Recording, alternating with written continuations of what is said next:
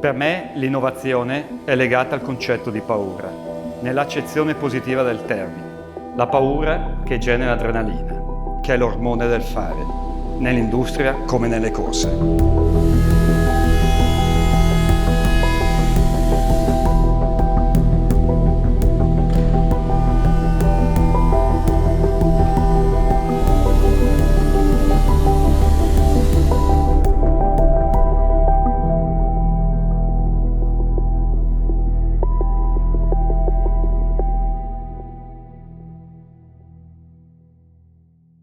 Formula One has always been colourful, glamorous and exciting. It's very colourful, it's totally global. In those early days, I think it was rather special. The 60s and 70s, the best music, all the girls were dressed better than ever before, very little clothes on.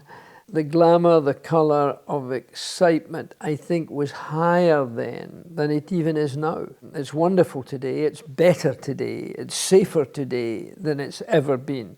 But although we had so many deaths and big accidents, somehow or other that provided another dimension to the sport that gladly doesn't exist today.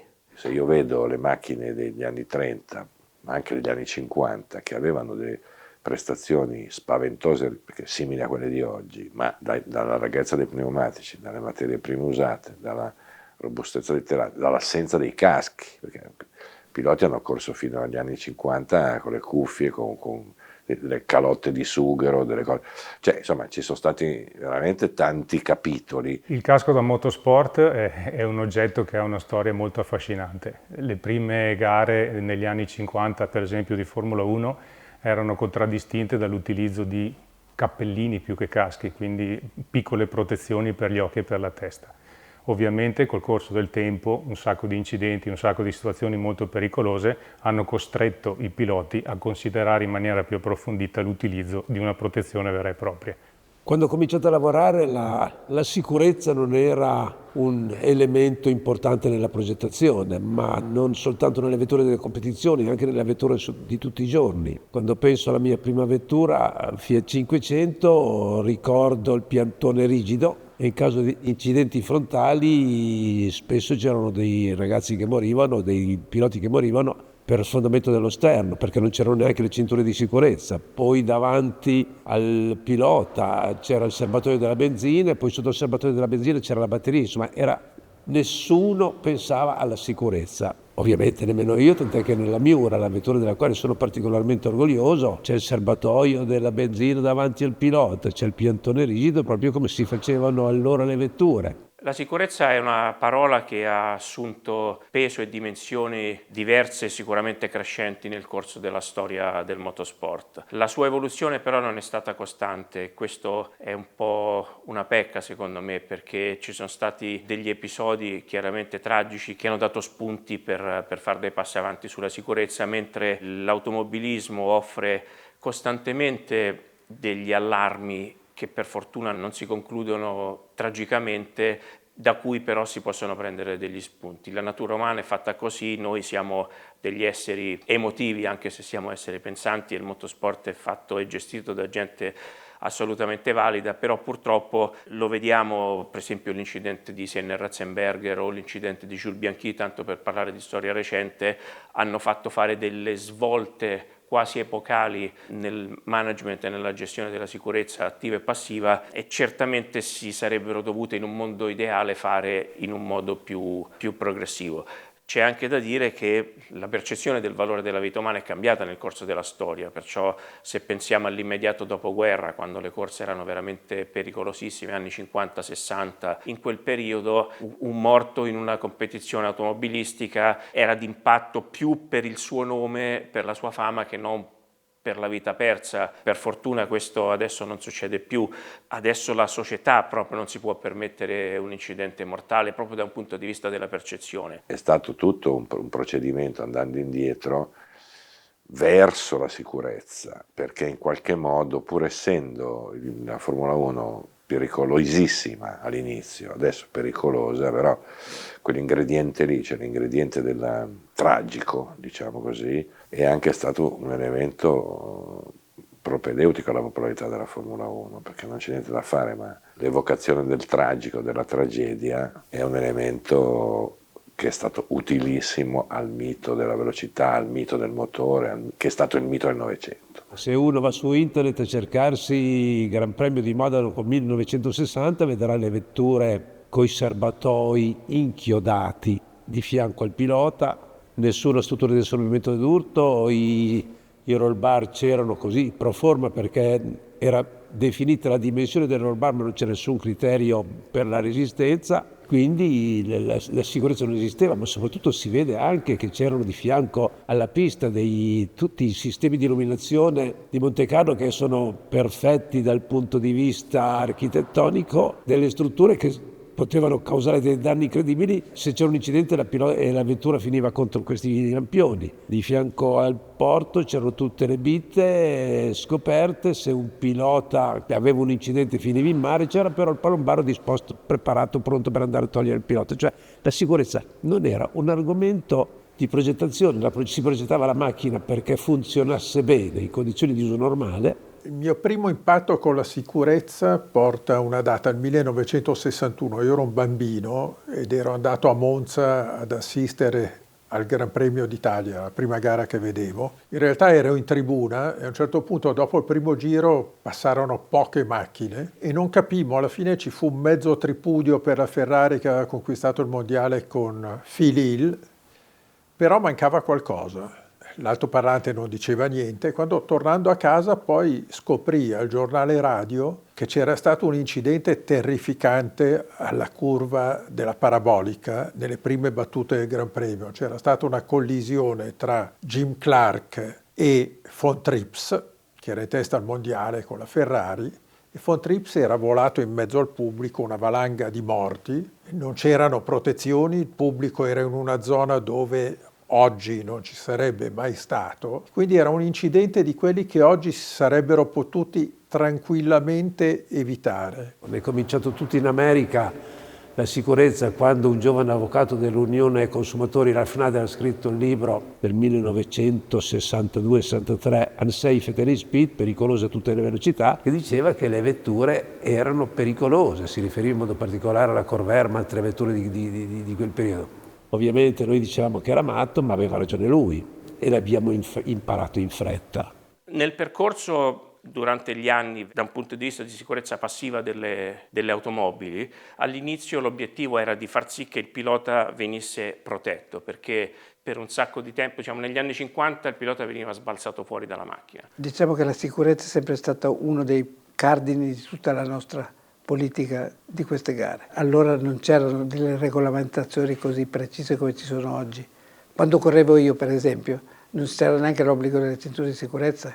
Io mi sono rotto la faccia quando ho avuto un incidente che sono andato a sbattere contro una montagna e non avevo le cinture e mi sono mangiato il volante. Cioè, voglio dire, la sicurezza è partita da lì, è partita mettendo le cinture. Negli anni 60 non c'erano da prendere sulla parte. Poi è cominciato a introdurre dei roll bar più efficaci. E a quel punto il pilota rimaneva dentro la macchina. Rimanendo dentro la macchina, in caso di urto, la macchina si doveva deformare il meno possibile. Perciò per tanti anni le fratture alle gambe sono state un problema grosso per i piloti. La mia passione per la Formula 1 è iniziata molto presto. Legato a Ronnie Peterson ho il primo ricordo drammatico legato al motorsport, cioè l'incidente di Monza, quello del 78 a settembre. Una carambola tra la via e la prima variante, carambola che ha determinato la morte di Peterson, avvenuta in ospedale per un'embolia il giorno dopo, ma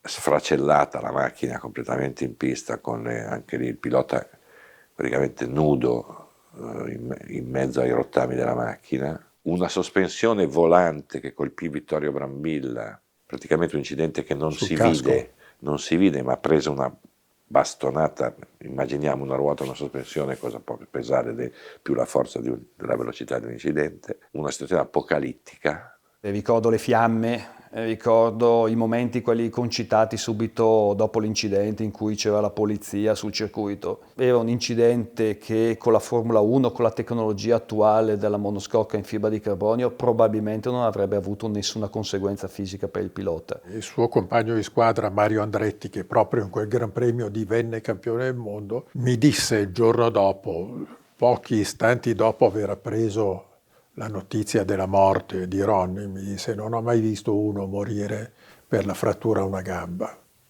In realtà si era scatenato un embolo grassoso.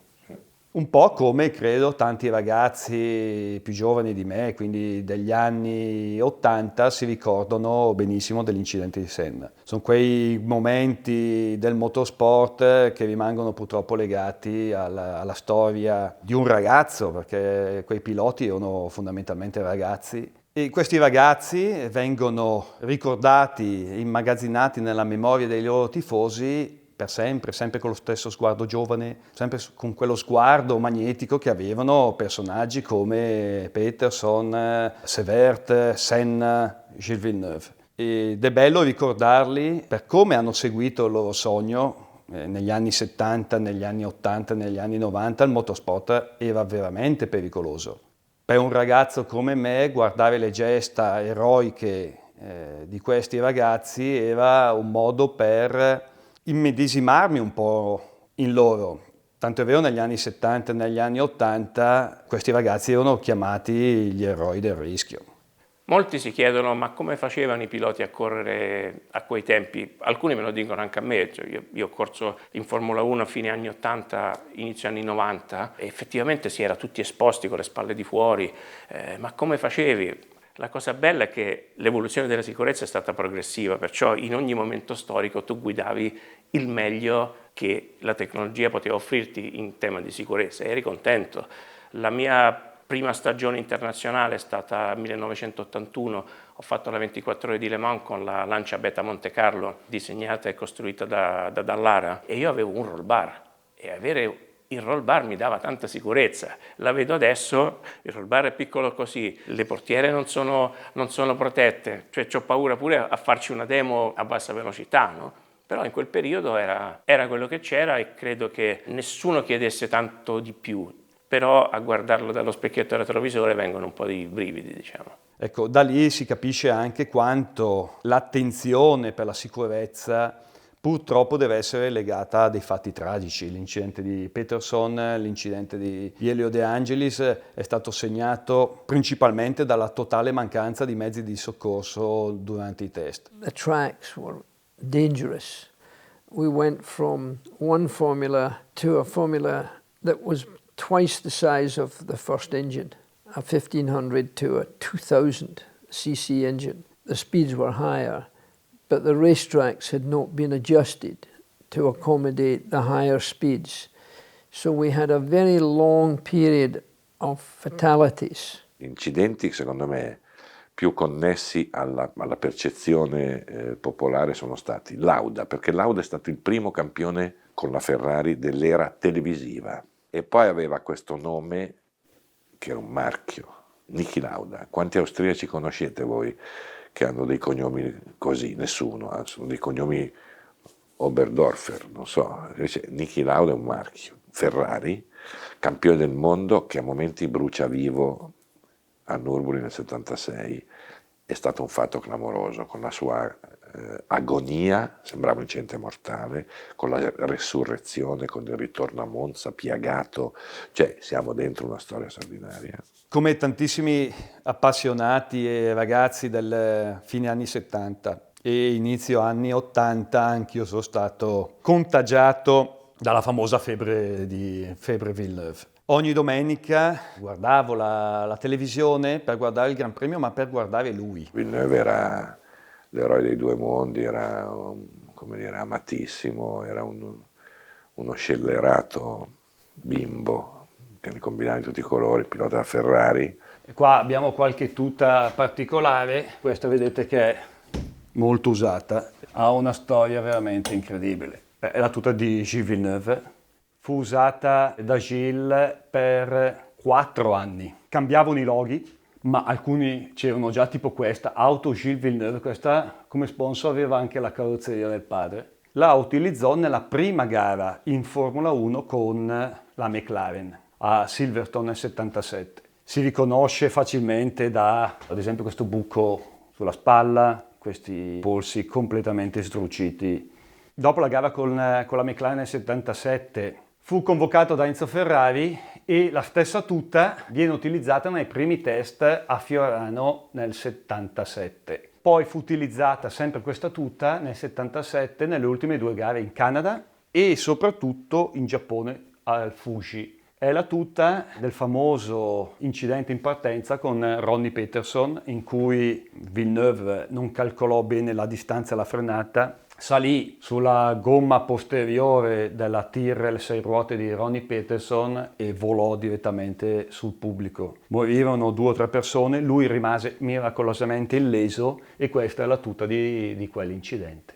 Ecco, la cosa incredibile di questi oggetti è quanto sono stati usati e come è cambiato anche da parte dei team l'attenzione anche per l'abbigliamento. Adesso un pilota come Hamilton o Verstappen non potrebbero mai salire sul podio con una tuta conciata così, quindi è cambiato proprio anche il modo di approcciarsi, di comunicare. Pilota generosissimo, spettacolare, coraggiosissimo. In Olanda nel 79 sul circuito di Zandvoort con quel giro su 3 ruote sulla Ferrari per rientrare ai box e ovviamente ricordo purtroppo benissimo dov'ero nell'82, avevo 6 anni, quando c'è stata una notizia straordinaria sul TG2 in cui dicevano che Gilles Villeneuve era morto durante le qualifiche a Zolder. Se ci pensiamo, non fu semplicemente un incidente.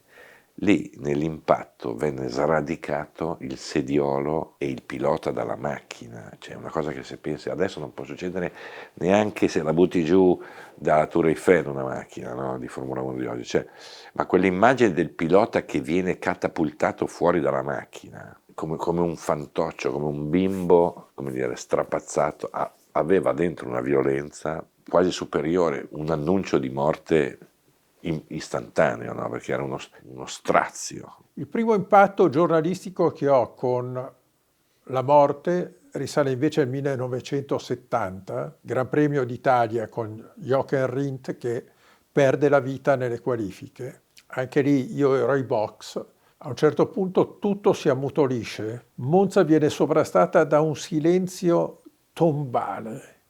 Non si capisce cosa sia successo, ma dopo pochi secondi io ricordo che vidi Jackie Stewart prendere sotto braccio la moglie di Jochen Rindt e capii che era successo qualcosa di molto grave. Anche lì alla parabolica, stavolta per un guasto meccanico alla Lotus del pilota austriaco che poi diventa campione del mondo post mortem. Death was an internal reality of our sport. You know, when your best friend dies and you're in the same race as he is, in those days they didn't stop the race. When Piers Courage died, or lots of other drivers died, the race continued.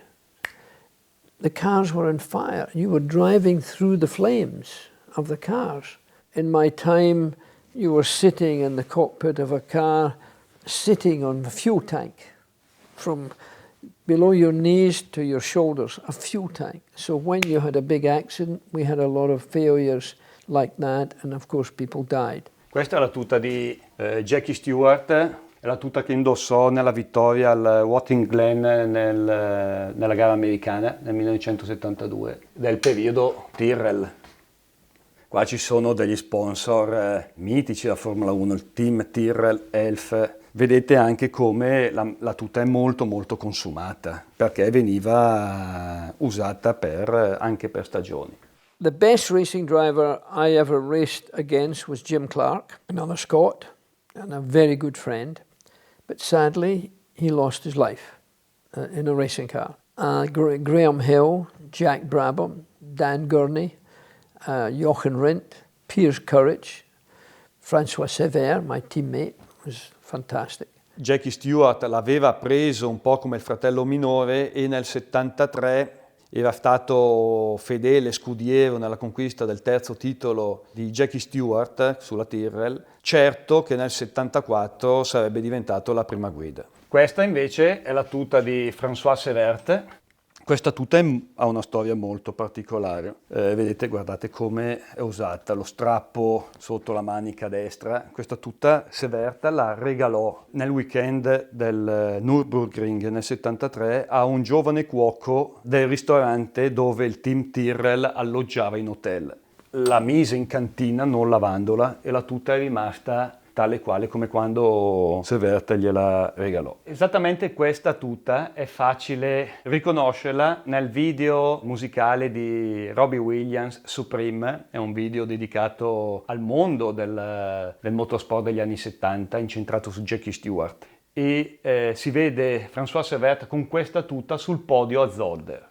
Quando il ragazzo che la custodì per quasi 50 anni in cantina me la spedì, l'avevo appesa, stavo guardando e brillò un oggetto. Io aprii la tasca, incuriosito, e trovai questo franco francese del 1960 che è rimasto qua nella tasca, io lo lascio qua dentro per tutti questi anni. I retired in 1973 after 99 Grand Prix.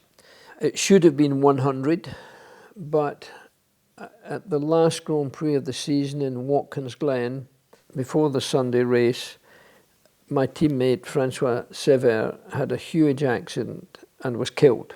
And out of respect to François, I felt that it would not be appropriate for me to drive.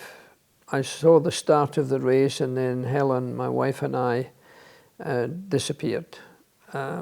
I had already decided to retire at the end of that season. And we had already decided, Ken Tyrrell and I had decided that François Severt should be the number one driver, taking over from me. So it was a real tragedy. First of all, of course, losing his life. He was a very glamorous, very colourful man in every way. I mean, he went out with Brigitte Bardot and all the girls were after him all of the time. It was wrong for me, I think, to do my 100th Grand Prix with the death, which would have been only the day before. Doing 99 was, in a funny sort of way, a little different than doing 100. But the sport today I still love and I'm still deeply involved, so I haven't lost the sport. Primo incidente grave vissuto di persona, 1977, Gran Premio del Canada, Gran Premio del debutto di Villeneuve con la Ferrari. Ci fu un incidente molto serio a un pilota inglese che si chiamava Ian Ashley, si chiama. Io facevo il muletto dell'Ercole Colombo, facevo le foto e ricordo che si sparse la voce dell'incidente, per cui io feci in tempo dai box o da zona box andare alla curva che non era vicina. Questo ancora stava imprigionato nelle lamiere, dolorante, ferito gravemente, ci misero 35-40 minuti a tirarlo fuori. Io avevo neanche 20 anni, avevo 19 anni, mi sembrava veramente una cosa inumana. Mi viene in mente, faccio una parentesi, quella straziante ripresa di Roger Williamson a Zandvoort, macchina cappottata incendiata con David Parley, suo amico, che si ferma, cioè vede l'incidente, David Parley passa, fa un giro, si ferma, va, corre alla macchina, cerca per minuti di ribaltare la macchina con dentro Roger Williams da solo, perché i commissari si spaventarono, non si azzardavano ad avvicinarsi, prese lui l'estintore da un commissario cercando di spegnere, inutilmente Roger Williams morì sotto quella macchina, però era una roba del giorno anni 70, ne moriva una Gran Premio, no? Credo che Jackie Stewart abbia fatto un conto, una volta raccontava che ha fatto un conto con sua moglie e quando è arrivato a 58 colleghi morti si è fermato. All my friends, I got lost in Formula One or in Formula 2 because the racetracks were the same for Formula One and Formula 2. And 57 of my friends died while I was racing, which was for me ridiculous. So I became the president of the Grand Prix Drivers Association, which in those days had a lot of power, and we had to change the sport. It was not popular. I was the president of the GPDA, the Grand Prix Drivers Association, and we closed the Nürburgring in Germany, the best racing track in the world, 187 corners per lap. But you can't manage safety for 187 corners per lap because it's both sides of the racetrack. It's medical, it's firefighting. It's just impossible. So we closed the Nürburgring and we closed Spa-Francorchamps, which again was one of the great circuits in the world. And we now have it back because they've made it safe. So safety had a lot to do with my career. It was very unpopular. I had death threats. The Eifel region of Germany's economics, a lot of it was based on the Nürburgring. And suddenly the big race, Formula One, was stopped. But it was the right thing to do. Se dovessi attribuire l'Oscar della sicurezza nel mondo del motorsport, lo darei sicuramente a Jackie Stewart. Lui ha fatto tanto in un periodo in cui alzarsi in piedi e dire signori le corse sono pericolose e io non ci sto era considerato una cosa da codardi. Nella cultura degli anni 70 un pilota non si poteva permettere di dire per me questo rischio è esagerato, bisogna fare qualcosa, perché la figura del pilota era l'essere senza paura, l'essere pieno di coraggio, l'essere che accettava anche potenzialmente la morte, perché la storia del motorsport è anche scritta tanto con il sangue di piloti e spettatori che hanno perso la vita. Jackie Stewart ha avuto il coraggio di dire con parole forti e anche arrivando al ricatto agli organizzatori, perché la sicurezza costa, non dimentichiamoci che tutti i passi avanti che sono stati fatti nella storia del motorsport hanno avuto un costo economico. Dire agli organizzatori signori bisogna fare qualcosa. L'eliminazione dei rifornimenti lungo i Gran Premi è stato un passo avanti verso la sicurezza. Lo spostamento dell'asse dei pedali dietro le sospensioni è stato un fatto che ha molto cambiato, perché una volta avevano i piedi davanti, praticamente davanti avevano solo il musetto ed era un disastro. L'eliminazione delle minigonne che sono state fonte di gravi incidenti. Mi viene in mente quello di Villeneuve, che non ha soltanto avuto una conseguenza così drammatica per le minigonne, ma è stato incrementato da quello. Un'altra cosa contro gli incendi, per esempio lo spostare il carburante dall'essere intorno al pilota o qualche volta addirittura sopra nelle vetture degli anni 60 ad occupare lo spazio tra la schiena del pilota e il motore in una posizione molto molto più sicura, e da quel momento lì gli incendi sono diminuiti tantissimo. I serbatoi, la posizione dei serbatoi, la sicurezza dei serbatoi, cioè è stato tutto un procedimento andando indietro verso la sicurezza. La sicurezza è ovvio, è molto importante, è basilare, è determinante, perché bisogna rispettare chi guida, i piloti, chi sale in macchina. Nel rispetto di chi sale in macchina, noi siamo stati i primi al mondo a introdurre l'aria condizionata sulle macchine da corsa, per esempio. Questo perché se un pilota a un certo punto va in mezzo a fanetto, è chiaro che ti esci di strada, capito? Quindi se lo fai stare bene in macchina è il motivo per cui eviti a priori certe cose. Questa è una tuta speciale perché l'ho presa direttamente dal pilota, è Nigel Mansell, ed è la prima tuta che Mansell utilizzò in Formula 1 nell'esordio nell'80 in Austria con la Lotus. Poi la tuta la usò anche nelle prime gare tipo Long Beach nell'81. Ha una storia anche recente questa tuta, perché Mansell la donò per un'asta di beneficenza nel periodo Covid. Rispetto alle tute attuali erano anche molto pesanti, però quello che secondo me è molto, molto bello è sono fatte quasi tutte a mano, ricamate a mano. Così come i nomi dei piloti venivano ricamati probabilmente da Sarte, vedete? Queste qua sembrano proprio ricami di Sarte. Well, I think all drivers are concerned to a certain extent by safety, but there is a great name who has always been very concerned by safety. It's Sir Jackie Stewart, 3 times world champion. And it's fantastic because he is still active as an ambassador in Formula One. We get to see him very often, and it's fantastic to think he's very involved in terms of safety products also. The helmet today is better than the helmet of my day. when I started racing was an open face helmet. Now it's a closed face helmet. But even as a closed face helmet, it's much safer today than it was in my day. I did wear a very good helmet, the best at the time, because I was very conscious of safety, because so many of my friends were dying. The helmet, the Bell helmet, has become a tremendous benefit to protect the driver. It starts in the 50s when we go from a simple, shall we call it, leather helmet to the helmet as we know it today, hard shell in fiberglass at the time, composite material, with an energy absorbing liner made out of polystyrene foam. This is an invention of Bell. This is what today we call a helmet. This was a groundbreaking innovation. Then Bell was the first company to introduce a full face helmet. Well, today all helmets are full face. So now we are protecting the lower part of the face with what we call the chin bar of the helmet.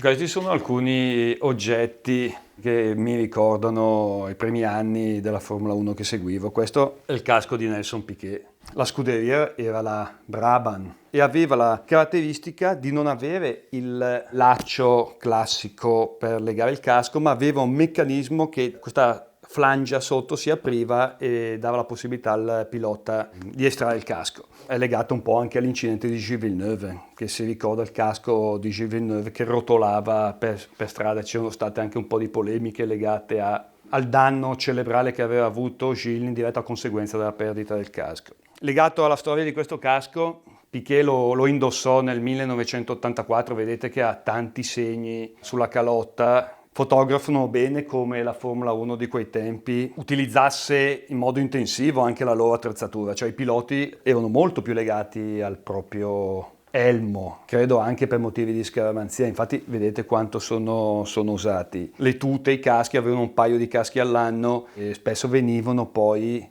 portati anche alla stagione successiva. Schubert ha appena festeggiato i suoi 100 anni di storia. Nasce infatti nel 1922 e comincia il suo percorso nel mondo dei caschi nel 1929. L'ingresso di Schubert in Formula 1 è contraddistinto da una enorme volontà di sfida nei confronti della tecnologia, ma anche e soprattutto da una sfida lanciataci da un pilota molto importante, Michael Schumacher, che nel 2001 ci chiede di ridurre il peso del casco di 200 grammi rispetto al casco della concorrenza e di farlo addirittura più piccolo. Sfida accettata e vinta, e chiaramente poi quello che segue con Michael è storia.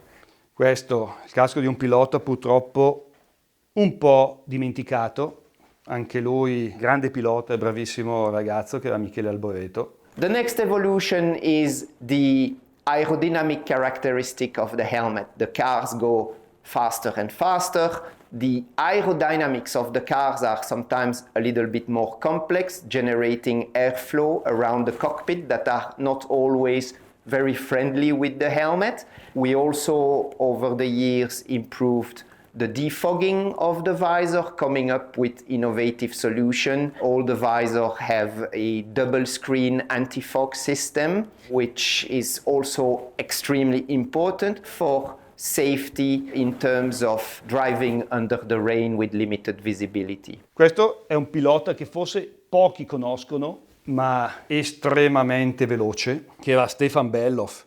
Quello Tyrrell, questo casco lo usò sia in Formula 2 nell'83, era anche pilota ufficiale del team Porsche Rothmans ed è il casco che usò nel famoso record nel Nürburgring con la Porsche. Poi lo utilizzò anche nelle prime gare della Formula 1 quando esordì nell'84. Purtroppo non ha potuto esprimere tutto il suo talento perché è morto in un incidente nell'85 sull'Eau Rouge con Jackie X.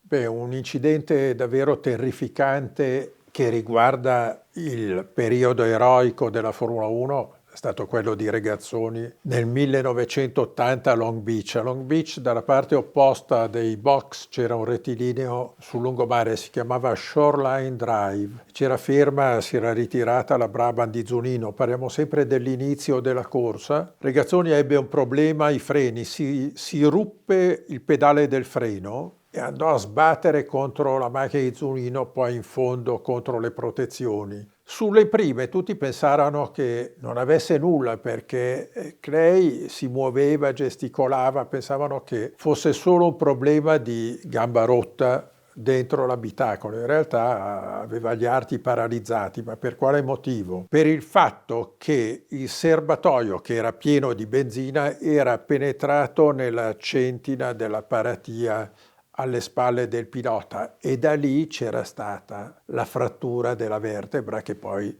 l'aveva paralizzato. Ecco, se noi consideriamo la Formula 1 degli anni della fibra di carbonio, Regazzoni sarebbe stato qua con noi a parlare, a camminare tranquillamente, sarebbe stato ancora tra di noi. L'incidente di Patrick con la 179B è stato uno dei momenti più tristi, diciamo, che un pilota può vivere, no? E lo spauracchio dei piloti qual è in realtà? È la rottura meccanica, perché la rottura meccanica di solito avviene quando tu non te l'aspetti.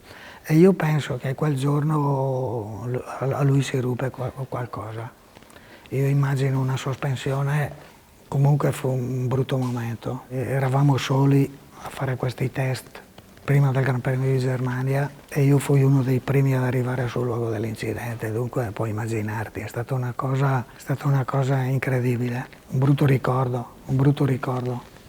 Se fosse successo con le macchine di oggi non lo so, perché probabilmente si sarebbe salvato. Ho visto degli incidenti incredibili che fanno... Cioè, noi avevamo i piedi, erano fuori davanti. Non c'era niente. C'era la pedaliera di alluminio, il musetto di fibra di vetro, lo spessore di 2 mm, la guida molto avanzata. Come vedi anche qua, la guida è avanzatissima, no? I piedi erano davanti all'asse delle ruote anteriori. Che già questa aveva il telaio di carbonio, ma quelle di alluminio è stato un disastro.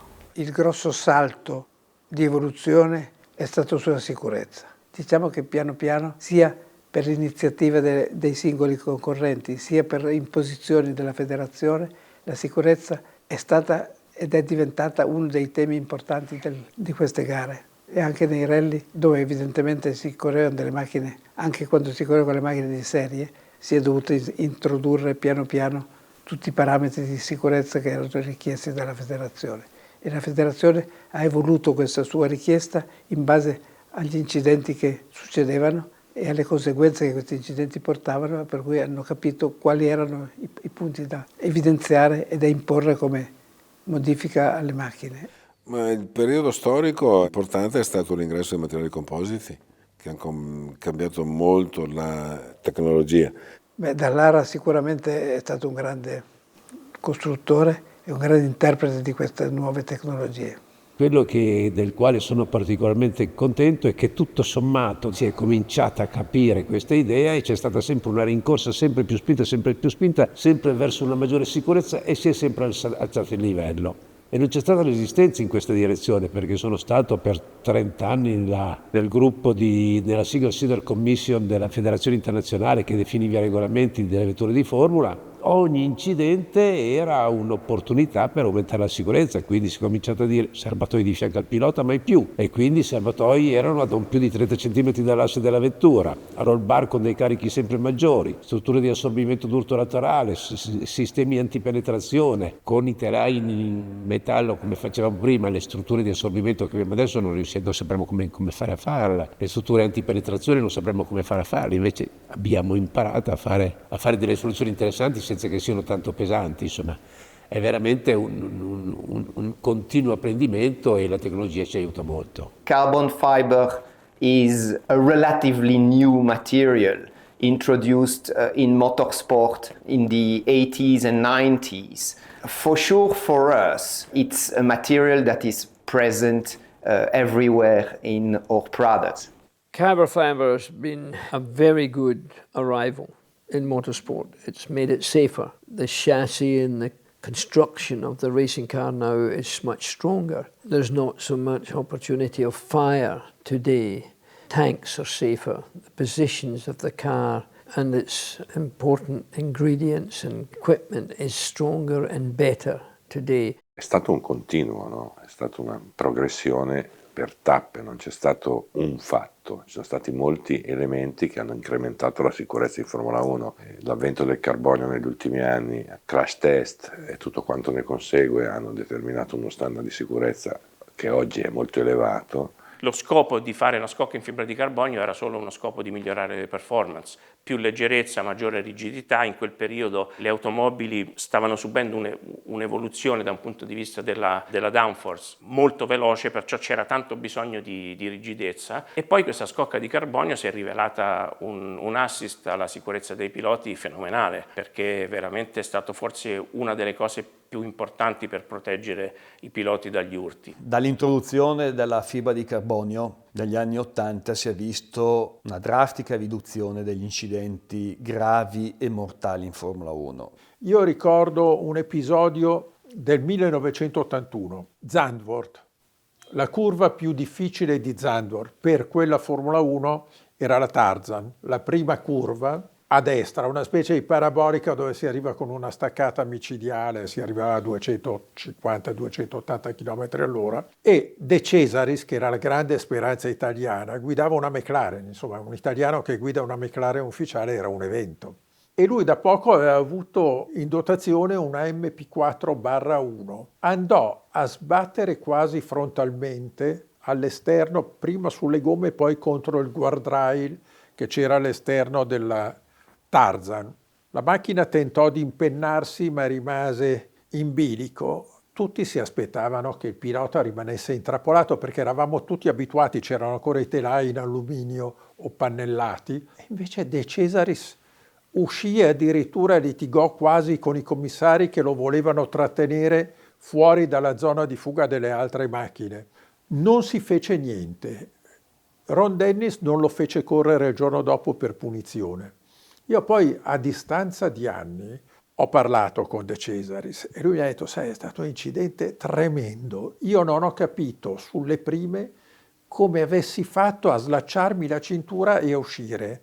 Ero tutto intatto, gambe, piedi, ma me ne sono reso conto dopo. Il merito di cosa fu? Della fibra di carbonio che aveva retto.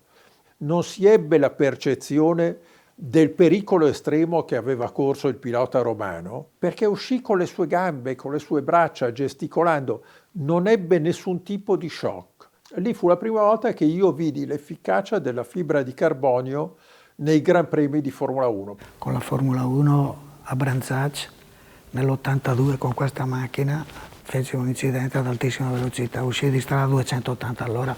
In Formula 2 anche ne ho fatti 2 o 3 di quelli tosti, perché poi i piloti gli fanno fare gli esperimenti. Io ho fatto un test con una Formula 2 a Vallelunga il giorno dopo la gara, nel 78, provavo un alettone posteriore con i supporti di balsa, di legno di balsa, per il discorso delle masse sospese, un discorso tecnico. Beh, insomma, ho perso l'alettone a velocità massima sul curvone in discesa, il curvone di Cimini. Una sospensione l'hanno cercata per 2 ore e non la trovavano. Anche col Formula 1 faceva in pieno i Cimini, a 260-270 all'ora. Non c'erano le vie di fuga. Vie di fuga zero, però non mi feci niente. Andai in ospedale, avevo un po' di escoriazioni, un po' di qua, un po' di là, però niente di grave. Nel caso nostro posso dire che siamo stati i primi al mondo a introdurre dei compositi strutturali sull'F40 insieme a un traliccio tubolare. Ha comportato una miglioria della rigidità torsionale incredibile. Ha comportato anche una miglioria nella prova di crash. Difatti, adesso parliamo sempre del passato, una macchina vecchia, però a quel tempo, quando abbiamo fatto la versione USA, è stata tenuta al centro ricerche Fiat in occasione della visita del ministro dei trasporti degli Stati Uniti d'America, è stata tenuta come esempio di prova di superamento delle prove di crash, urto contro barriera. E l'abitacolo è rimasto totalmente integro. Sono stato delle notti senza dormire. Perché? Perché a quel tempo, e abbiamo fatto anche una tesi di laurea con l'Università di Padova, una Bibbia per classificare i materiali compositi, non esisteva una classificazione. Tu compri un acciaio, ti dicono questo fa 100 kg millimetro grado, 120, dipende dal tipo di acciaio che compri. Nei compositi non c'era. Quando li abbiamo introdotti nell'F40, io sono stato 2 o 3 notti senza dormire perché si sapeva che c'era un processo di putrefazione, brutta parola, però nessuno poteva dire negli anni quanto duravano. L'unico parametro era l'aviazione, che c'era già molto materiale composito impiegato, che però dopo, non so, n ore cambiavano. Però nessuno poteva dire resiste, cioè una Ferrari è destinata a durare nel tempo, nessuno poteva dire resiste 30 anni, 50 anni, 100 anni, eccetera. Però abbiamo avuto il coraggio di introdurlo, che poi la fase 2 è stata quella dell'F50, che è una vettura monoscocca, totalmente in carbonio, e poi la Enzo e avanti. Con la Lancia all'86 in Austria, allora c'era un rettilineo lunghissimo e mi scoppiò una gomma posteriore a 320 all'ora. Mi ricordo la velocità perché avevamo fatto i rapporti, vedevo 8000 di quinta e erano 320 all'ora. E mi scoppiò una gomma posteriore e feci un ruzzolone per 400 metri. E mi svegliai il giorno dopo in ospedale. Il casco spezzato in 2, però riuscii a portarla a casa. Sono un miracolato. Poi ci sono stati 1000 casi clamorosi, ne prendo un altro. Fittipaldi che vola sul traguardo di Monza, Fittipaldi Christian, sulle ruote dopo una collisione col compagno di squadra, che era Piero Martini. Vola e poi la macchina si ribalta e ricade sulle ruote dietro, anche di fibra di carbonio non si fa niente, rimane intatto, zero. E ne abbiamo visti tantissimi di incidenti del genere.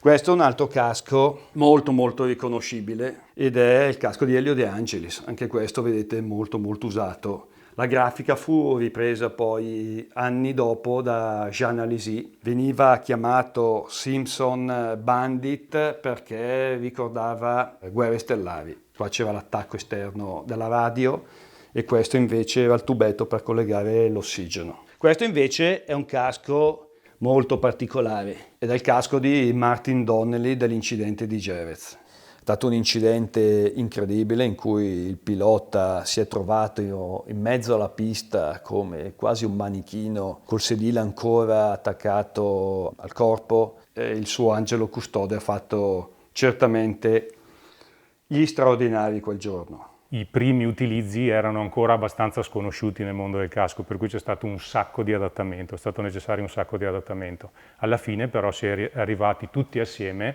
a concordare su alcune norme base assieme alla FIA, per cui l'utilizzo del carbonio ha portato veramente la protezione in un livello superiore. Questo casco Mansell lo indossò nel famoso Gran Premio nel 1990. In partenza, in prima fila c'era Prost che lottava con Senna per il titolo mondiale e Mansell puntò tutto a destra portando verso il muro. Alain Prost perse parecchie posizioni e Mansell vinse la gara davanti a Prost e a Senna. Well, in terms of design, we have had quite a big evolution over the last 50 years. The drivers were using plain color, plain blue, plain white, plain black. Sometimes a name written on the helmet, sometimes a sticker of a sponsors. Then, obviously, they started personalizing, customizing their design. I kind of like the 90s and the late 80s with designs that were very distinctive and not so intricate, not so complicated.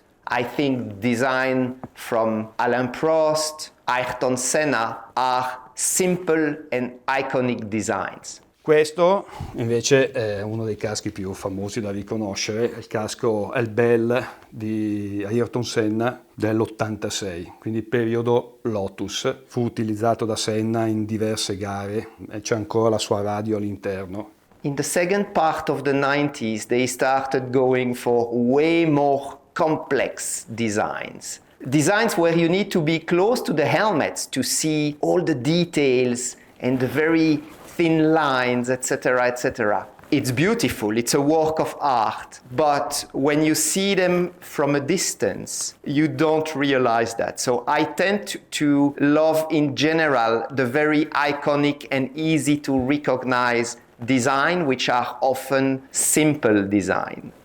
Questo è un altro casco molto molto bello, che è il casco di Mansell del 92, il mondiale del 92. Lo usò in diverse gare, tra cui nella vittoria anche quello in Portogallo nel 92, ed è facile riconoscerlo nell'incidente, quello dell'ultima gara dell'anno in cui Senna tamponò Mansell in Australia. Questa invece è la tuta che mi ha regalato Jean Alesi, che è un caro amico, ed è la tuta del suo periodo Benetton. Amatissimo ancora adesso, nell'esperienza Ferrari ha lasciato un grandissimo ricordo al pubblico della Ferrari ed è e rimane uno dei piloti più amati della Formula 1 in Italia. Di Jean ricordo ovviamente la gara Phoenix in Arizona nel 1990 in cui questo ragazzo sconosciuto, io non lo conoscevo, stava duellando con il mio idolo Ayrton Senna. A mortacci Jean.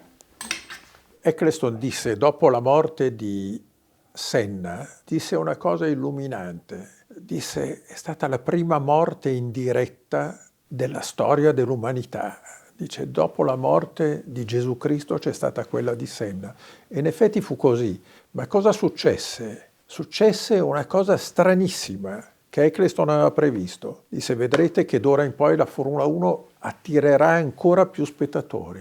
E fu proprio così. Davanti a tutti è uscito dritto al tamburello. Mi viene ancora la pelle d'oca, era decisamente il mio eroe, il mio riferimento, anche perché quei piloti erano anche un riferimento di vita, non erano solo dei maestri del volante, ma Senna era un campione dentro fuori all'abitacolo. E ricordo quei momenti, ricordo la voce le prime parole di Regazzoni, il commentatore tecnico era Clay, e ricordo la parola che sintetizza un po' lo stupore di quel momento lì.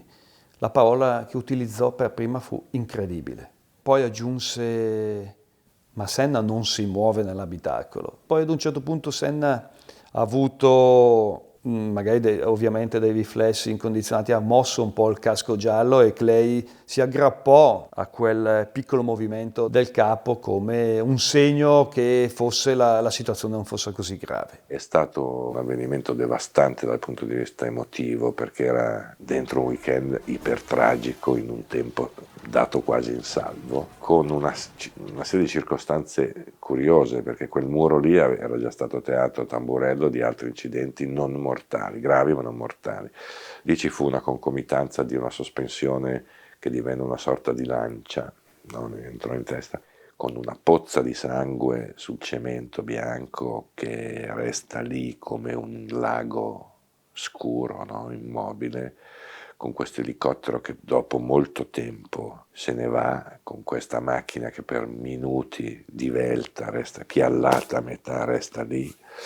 Quindi non semplicemente la morte di un capo, ma una morte teletrasmessa con dei tempi tutt'altro che televisivi, paradossalmente, perché è stata una roba lentissima. Peraltro con una morte annunciata molte ore dopo, nonostante un'evidenza tragicissima. Però mi ricordo l'assurdità di quel processo, perché non dimentichiamo che molti incidenti hanno determinato delle assurde conseguenze legali in uno sport dove la ricerca del limite è un elemento fondante, quindi molti piloti sono morti a causa di tentativi estremi tecnologici per cercare di spostare i limiti in avanti, e questo comporta dei rischi, delle rotture, ha comportato tante volte degli incidenti gravissimi. In quel caso lì addirittura la questione del piantone dello sterzo, Senna era consapevole, addirittura forse complice nel ridurre la dimensione del piantone perché aveva dei problemi di mobilità delle mani con quella carrozzeria lì, insomma, sto dicendo che non è che c'è una volontà di mettere a rischio, non c'è mai stata.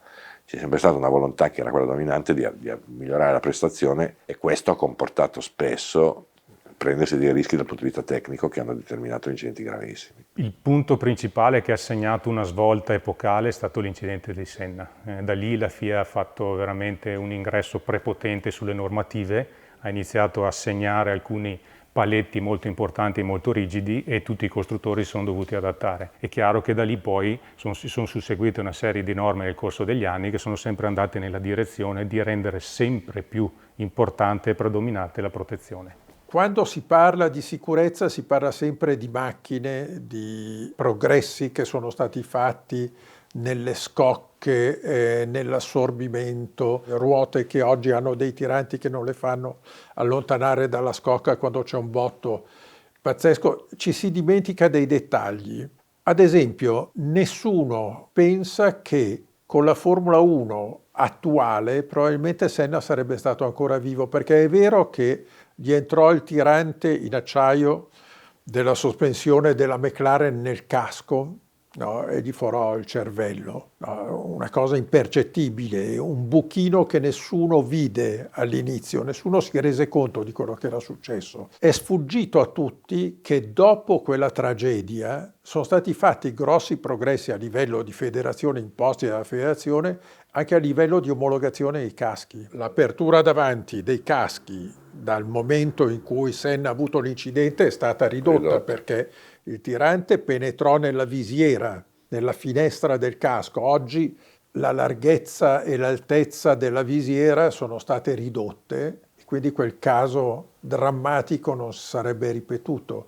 Visiere che poi sono state ulteriormente rafforzate dopo il famoso incidente di Felipe Massa in Ungheria con la Ferrari, che l'ha tenuto fuori parecchie gare.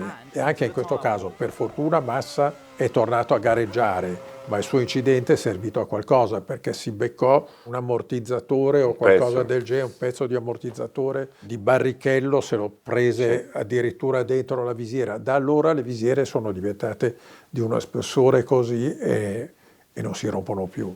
Massa in quel caso usava un casco Schubert, un casco talmente ben studiato e talmente ben equipaggiato che già all'epoca riuscì a proteggere Massa da ulteriori danni cerebrali. Eravamo al limite tutti come costruttori, non avevamo ben idea di quello che potesse significare un impatto di quel genere e quindi quella normativa ha aiutato un po' tutti a seguire questa nuova direzione. Punto di svolta epocale. 10 anni di sviluppo, 10 anni di ricerca, 10 anni di materiali di innovazione per tutti i costruttori. Poi tante altre cose come gli accorgimenti, le protezioni laterali che sono arrivate anche lì nell'anno drammatico di Senna. Tante cose che hanno fatto sì che non si ripetessero certe tragedie. E non dimentichiamo l'avvento della safety car, perché quando si parla di macchine ferme in pista che ostacolano, creano pericolo per altre vetture che invece stanno gareggiando, a un certo punto c'è stata la geniale trovata di Bernie Ecclestone di introdurre anche nei Gran Premi di Formula 1 quella safety car che aveva caratterizzato, che ci aveva incuriosito tutte le gare della Formula Indy americana, perché la safety car, parliamo dei primi anni del secolo, era stata introdotta nelle corse americane. Addirittura, se non sbaglio, stiamo parlando del 1920, una cosa del genere. In Europa invece l'avevamo sempre vista come un'americanata. Poi abbiamo capito che la safety car è stata essenziale nel ridurre ulteriormente i rischi che già erano stati ridotti dai regolamenti che sono arrivati dopo la tragedia di Senna. L'evoluzione della sicurezza è diventata quasi esponenziale perché negli ultimi anni c'è stata veramente un'attenzione enorme, dei progressi enormi che però paradossalmente producono in qualche modo un effetto contrario, perché secondo me una delle cose principali per proteggere un pilota, cioè per la sicurezza nelle corse, è la paura. Nella storia delle corse i piloti hanno sempre avuto paura e questa paura in qualche modo legata all'istinto di conservazione ha fatto sì che ci sia, come dire, una gestione del limite, una sorta di prudenza che purtroppo non sempre è servita e è stata applicata bene. Adesso, essendo così elevata la sicurezza, questa paura non è venuta meno, ma di sicuro si è ridotta e questo ha portato i piloti a correre in un modo molto più spregiudicato, osando molto di più. Questo ha anche costretto le autorità sportive ad intervenire con delle regole sportive quando prima non ce n'era bisogno. Fino agli anni 80-90 c'era una certa sorta di autoregolamentazione. Io non faccio a te una cosa perché so che se la faccio rischieresti parecchio, oppure se te la faccio so che la gara dopo me la rifai a me. Parliamo dell'altro ieri, ma queste cose nella società di oggi non sono più possibili. Perciò si è sempre di più sentita la necessità di avere una sorta di arbitro, impersonificata nel commissario sportivo, diciamo, che dica, facendo rispettare il regolamento, questa cosa si può fare, questa cosa non si può fare. Il corpo a corpo, parlo di duelli in pista, si è evoluto sempre di più e perciò questa necessità è stata sempre più importante. Ecco, in un mondo ideale sarebbe bello avere una sicurezza percepita molto più bassa rispetto alla sicurezza reale, in modo che i piloti si sentano in qualche modo più in pericolo di quello che sono e agiscano di conseguenza. Dal 94 in poi si è assistito a un rinnovamento in termini di sicurezza di tanti circuiti, causando anche delle polemiche, perché togliendo ad esempio a San Marino la curva del Tamburello, aggiungendo una chicane, le Lesmo di Monza sono state cambiate. Questi interventi hanno portato sicurezza, magari hanno tolto un po' di spettacolo. I circuiti sono tanto più sicuri, perciò oramai andare a sbattere contro una barriera è ancora possibile, ma è raro. Quando la macchina ci arriva a una velocità tale che la barriera è in grado di assorbirla. Io sono nella commissione circuiti della FIA, questo è il nostro pane quotidiano. A seconda della distanza di via di fuga si devono adottare diversi tipi di barriere che assorbono l'urto. Perciò tutto questo dà al pilota una sensazione quasi purtroppo di invulnerabilità e questo li porta ad osare troppo.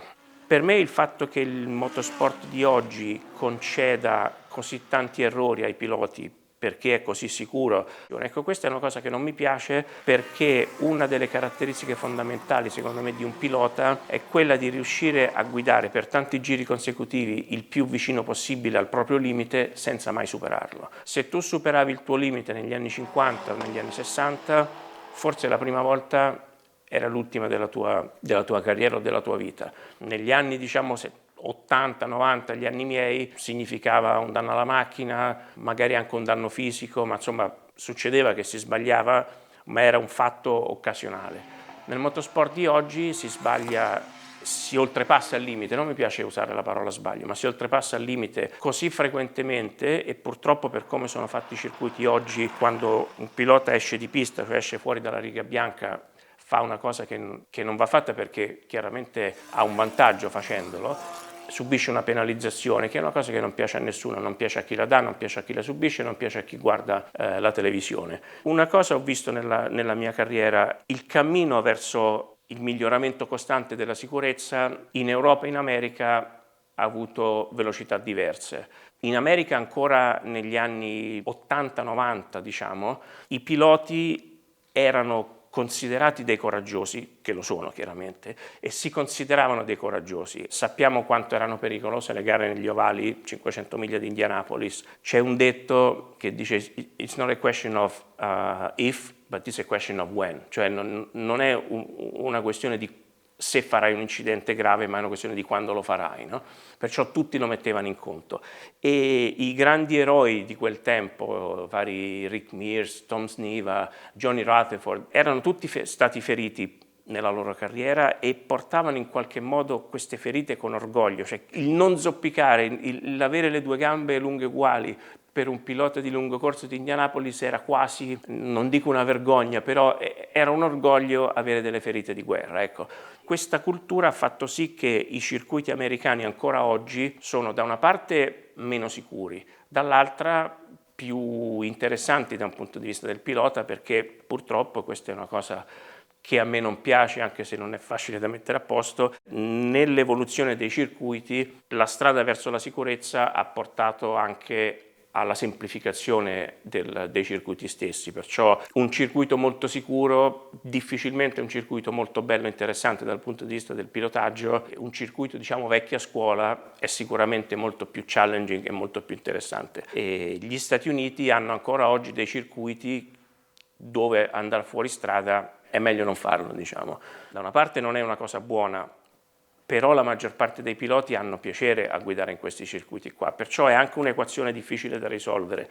Tutto il motorsport vuole sempre più sicurezza, però correre in piste pericolose, in circuiti cittadini, Macao, il vecchio Nürburgring, cioè piste dove è meglio non sbagliare, piace a tutti perché in qualche modo la posta in palio ci deve essere. Questa è un'equazione secondo me difficile da risolvere, speriamo che il tempo piano piano, come dire, aggiusti le cose.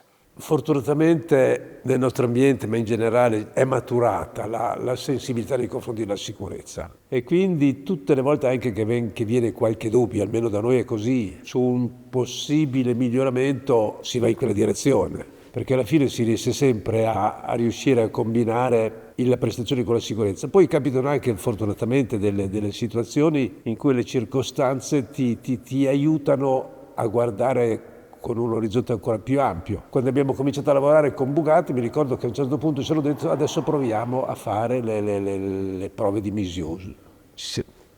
Ci siamo guardati intorno e non sapevamo cosa voleva dire. Cioè il gruppo Volkswagen aveva dei criteri di prova delle vetture, anche vetture di alte prestazioni, dove diceva per esempio si deve andare a 180 all'ora sopra una buca lunga 1 metro, con una profondità di 10 centimetri non deve succedere niente alla vettura. Quando siamo entrati lì ci siamo accorti che le ruote non erano dimensionate in modo adeguato per resistere delle sollecitazioni insolite. Dobbiamo alzare sempre il livello, che dobbiamo cercare di andare al di là di quello che ci chiede il regolamento, se riteniamo che ci siano delle opportunità per rendere la vettura più sicura. C'è anche l'altra faccia della medaglia che ti dice che la vettura deve anche essere vincente, perché poi il cliente che compra la tua macchina vuole anche vincere. Ti prepari a fare la macchina che vince, nello stesso tempo sulla sicurezza veramente tolleranza zero. Questo è stato fortunatamente concordato da tutti, insomma se c'è un regolamento nessuno cerca di bypassarlo, magari cerchi di interpretare il regolamento che ti dia vantaggio sulle prestazioni, ma sulla sicurezza fortunatamente nessuno cerca di fare il furbo. E adesso ci troviamo che la macchina è molto più sicura, però non è mai finita, perché ogni incidente deve essere un'opportunità e una spinta per cercare di andare più avanti e è giusto che sia così. Le omologazioni della FIA sono costantemente soggette ad aggiornamenti, facciamo parte di un gruppo di lavoro assieme alla FIA, come costruttori portiamo la nostra esperienza, FIA mette dalla parte sua la ricerca e lo sviluppo in laboratorio, unendo le due forze si va continuamente ad inasprire le norme. Un percorso molto difficile, i tempi sono sempre molto stringenti, le aziende si devono adattare in maniera molto rapida, non sempre le soluzioni sono pronte, ma ci vuole anche della creatività e del coraggio per arrivare poi al risultato finale. Performance is everything in motorsport. You have to be looking for the optimal performance without compromising on safety. That is the key. The sense of urgency with which we deal in motorsport is very, very high compared to other more traditional industries. We are always in an emergency situation. In the early years of my career, I could see some drivers who did not really care so much about the protective qualities of their products. They were more looking at the absolute weight. They wanted something ultra light. They were sometimes looking at a manufacturer who would pay them money to wear their products. And today things are changing. Current generation of Formula One drivers, for example, are very conscious about the safety and the efficiency of their products, and that might explain why we have no less than 70% of them wearing Bell helmets. È un equilibrio sottile dove fortunatamente si riesce anche a trovare la quadra, anche perché la proposta di una norma di maggiore sicurezza è accettata da tutti. Insomma, ormai la sicurezza è un obiettivo al quale tutti quelli che operano nel mondo delle competizioni, chi organizza le corse, le squadre che corrono, chi costruisce la vettura, è disposto ad andare nella stessa dimensione. Sicurezza, sicurezza, sicurezza. Per di più ci sono adesso anche dei sistemi di costruzione, tipo tutta la tecnologia del carbonio, che ti permette di aggiungere tanto. Wacom è nata nel 2008, ho unito le forze con Mario Saccone, che in realtà era lui un esperto di compositi, quindi calcoli strutturali in composito e progettazione di telai,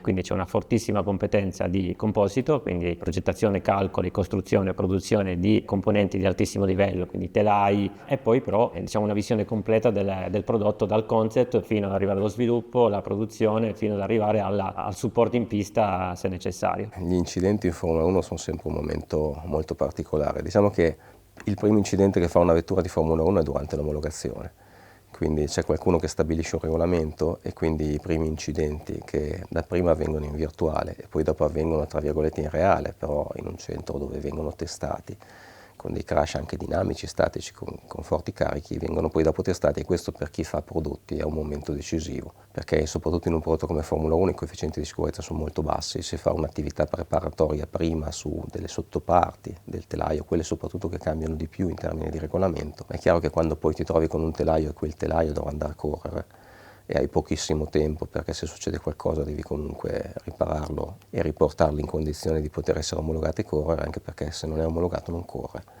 E quindi anzi per certi aspetti adesso non fa più nemmeno i test. E quindi il momento dell'omologazione è il primo vero momento di crash di una vettura. Ci sono tantissimi aneddoti soprattutto degli anni a Maranello, perché anche gli anni in cui si vinceva magari presto non è che la vita era così semplice, quindi nel 2001 abbiamo veramente rischiato di non andare alla prima gara perché l'omologazione era proprio andata male. Ogni cambio di regolamento si rischia moltissimo e quindi a pochi giorni dall'Australia eravamo a mettere a posto, rinforzare i telai e poi qualche giorno prima si è riusciti a passare l'omologazione, quindi visto da fuori sono tutte cose che sembrano normali, quasi una passeggiata di salute. Visto da dentro la sfida era di livello mostruoso, ma questo non è successo solo un anno, è successo tante volte, no? Quindi ovviamente l'asticella veniva messa sempre più alta e anche gli anni in cui magari si vinceva qualche volta addirittura a luglio il campionato, no? Quindi situazioni che oggi mi piacerebbe che i miei colleghi potessero vivere, speriamo che vivano presto, però viste da fuori sembravano facili, ma in realtà c'era comunque tantissima spinta sia all'inizio della stagione per mantenere il gap con gli avversari, sia alla fine, sia in fase di omologazione, e non c'era mai qualcosa che andasse tutto bene al primo colpo. Se tutto va bene al primo colpo in fase di omologazione vuol dire che forse la macchina è venuta un pochino pesante, quindi la sfida era sempre alta. Una volta addirittura tra un crash test andato male e l'altro siamo andati a ripararlo da un fornitore che era vicino alla struttura dove facevamo i crash test, e perché non c'era neanche il tempo di riportarla a Maranello. Quindi sono storie che viste oggi fanno sorridere, però sono quelle storie che alla fine dei conti poi ti porti dietro dopo tanti anni con un grandissimo orgoglio, perché dici forse quella volta ci abbiamo messo qualcosina in più anche noi per vincere quel mondiale. L'incidente che mi ha fatto più impressione è quello di McNish, Le Mans 2011. Supportavamo Audi nel progetto LMP, però d'altra parte in quel momento eravamo direttamente coinvolti perché avevamo progettato e costruito le Lotus Evora che correvano nella gara e noi eravamo lì da ingegneri di pista, a gestire anche il team e gestire la gara. Quindi da un lato volevamo fare bella figura con l'Audi, dall'altro è stato uno degli anni in cui le macchine GT hanno causato più incidenti all'LMP, tra cui Audi che ha fatto l'incidente di McNish all'inizio della gara, Rockefeller durante la notte, tutti entrambi causati da macchine GT che andavano più piano, che comunque non avevano capito, non si erano capiti bene durante il sorpasso. Ed entrambi gli incidenti quella volta sono stati particolarmente emozionanti perché io ho fatto l'ingegnere di pista di Alan McNish, quindi siamo amici, lo conoscevo personalmente e ovviamente lì ci sono stati un paio di minuti in cui non ero uscito dalla macchina e ci eravamo abbastanza preoccupati, anche perché è stato spettacolare ed è stato anche molto fortunato che non ci siano stati nessuno dei giornalisti attorno, insomma, che sia stato colpito da qualcosa. E poi quello durante la notte forse ancora di più, perché lì effettivamente la macchina è finita fuori dalla pista e non lo trovavano, però anche lì entrambi non si sono fatti praticamente niente. Quindi sicuramente la sicurezza di questi telai è veramente incredibile ormai. Oggi il grosso problema è la decelerazione, cioè quando si va da 250 all'ora a zero, in un metro è chiaro che il fisico ne risente molto di più che una volta, invece una volta ti entrava dentro un pezzo di carrozzeria, un pezzo di telaio, un pezzo di sospensione, come è successo a Ayrton. Allora le Formula 1 erano molto più insicure di quanto non siano adesso. Le Formula 1 e anche le macchine da rally ovviamente. Perché il pilota è veramente tanto protetto dentro una macchina e proprio ti senti protetto, cioè stai proprio dentro con anche il halo adesso che ti protegge la testa, perciò questa percezione sicuramente c'è. La fibra di carbonio non si piega ma si spezza. Per un periodo di tempo la tecnologia del carbonio non era così sviluppata, perciò tante scocche si sono spezzate lasciando i piloti esposti. Adesso questo per fortuna non avviene più, perciò il pilota è racchiuso in un guscio rigidissimo e in qualche modo è cambiata la sfida. Lo spazio del pilota non si deforma più, ma il pilota purtroppo ha cominciato a rompersi perché le decelerazioni sono diventate sempre più importanti. Perciò nell'ultimo, forse 15 anni, qualcosa del genere, si è iniziato a concentrare lo sviluppo sulle superfici ad assorbimento controllato. Perciò la macchina, come nelle macchine di serie d'altronde, sia le barriere nei circuiti, sia le macchine devono far sì che quando arriva l'urto una parte della macchina si deformi per far sì che il pilota assorba l'energia in un modo più umano. Spesso si parla di forza G quando si parla di impatti. È importante capire la durata del tempo di questa forza G, perché dei picchi di forza G molto molto brevi sono molto meno cruenti di una forza G alta per più tempo. Però l'ideale sarebbe una forza G supportabile anche per tanto tempo, perciò struttura ad assorbimento d'urto. Un aneddoto interessante è che l'Audi, quando ha iniziato a correre col diesel, aveva un handicap di forse 200 kg in più, non lo so, magari un numero sbagliato, 200 kg in più rispetto alla precedente versione a benzina. Quindi anche lì è partita una campagna di alleggerimento di tutto, incluso anche il telaio, su cui noi collaboravamo, che ci ha portato appunto a sviluppare innovazione, comunque a sviluppare dei telai sempre più leggeri che poi chiaramente sono applicati un po' dappertutto. Diciamo che fare un telaio oggi o farlo tanti anni fa sono due telai completamente diversi. La cosa incredibile è che il peso poi dopo non cresce tanto. Sono abbastanza convinto che tanti telai che si fanno oggi in Formula 1 siano più leggeri di quelli che si facevano tanti anni fa. E tanti anni fa però non tenevano i crash test. Ricordo che a Maranello alcuni telai clienti di alcune generazioni precedenti che poi i clienti compravano ed usavano, li richiamavamo per rinforzarli a degli standard di sicurezza più elevati. Ma non perché quelli quando li abbiamo venduti non erano a quegli standard di sicurezza, ma perché semplicemente gli standard erano evoluti e quindi abbiamo voluto prendere alcuni telai clienti ed aumentare quello standard, no? Quindi un'operazione di attenzione verso il cliente. Il telaio non era più nella configurazione che ha corso, ma se uno lo usa in pista effettivamente era una condizione importante. Però la cosa affascinante è che nel frattempo cambiano i materiali, cambiano i processi, cambia la capacità di calcolo, cambiano i crash test e quindi alla fine dei conti uno ottiene un prodotto che è molto più sicuro, ma non è che necessariamente è molto più pesante, anche qualche volta può capitare che sia nettamente più leggero, ma contemporaneamente molto più sicuro. È chiaro che l'unico trade union tra l'uno e l'altro sono magari le persone che lo laminano, perché tutto quello che usano, i sistemi che usano per il calcolo, per il disegno, per le simulazioni, alla fine dei conti sono completamente diverse. Chi invece lo realizza magari sono gli stessi che li realizzavano 20 anni prima, con le stesse mani. Today, the cockpit of a Formula One car is like a survival cell. It's fantastic. We have the halo in front of the driver now. Many people were killed with the wheel coming off the car and hitting the driver. John Surtees, his son, was killed like that. Ayrton Senna was killed like that.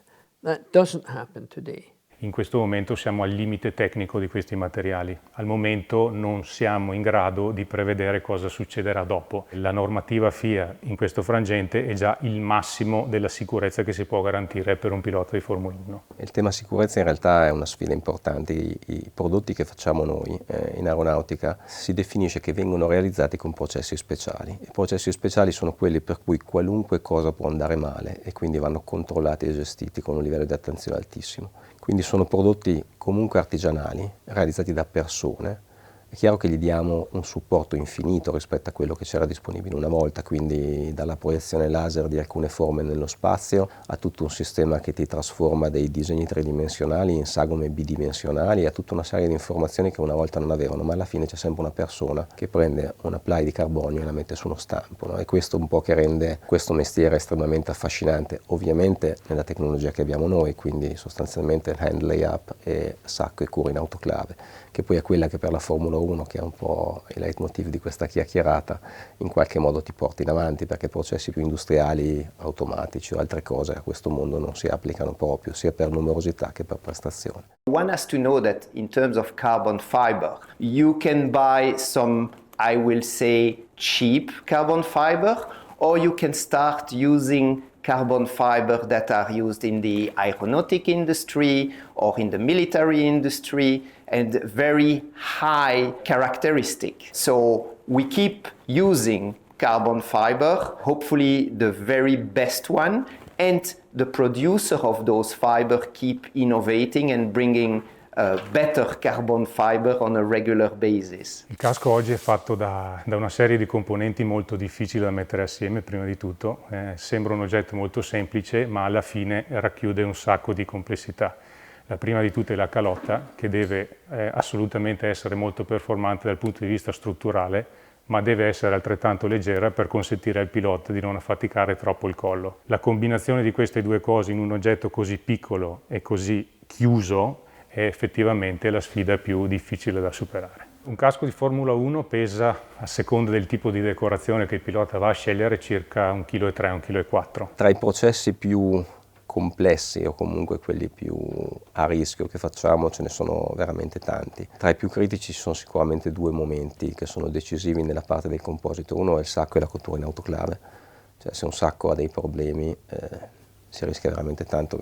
Ai miei primi inizi in Ferrari abbiamo buttato via uno spacer ad un cambio, effettivamente potevano buttare via anche me, che avevo detto ma continuiamo a cuocerlo, secondo me va bene, non è venuta bene. Chiaramente a pari passo con l'inasprimento delle norme anche i materiali hanno giocato un ruolo fondamentale e con i materiali di pari passo anche le lavorazioni. Nel nostro caso la lavorazione del materiale avviene tramite laminazione manuale e la cura tramite l'utilizzo di un'autoclave. C'è molta manualità, viene richiesta molta precisione. Le richieste di riduzione del peso ci portano ad affinare costantemente tutte le varie fasi di produzione per riuscire a confermare la bontà di un prodotto fatto al 100% manualmente.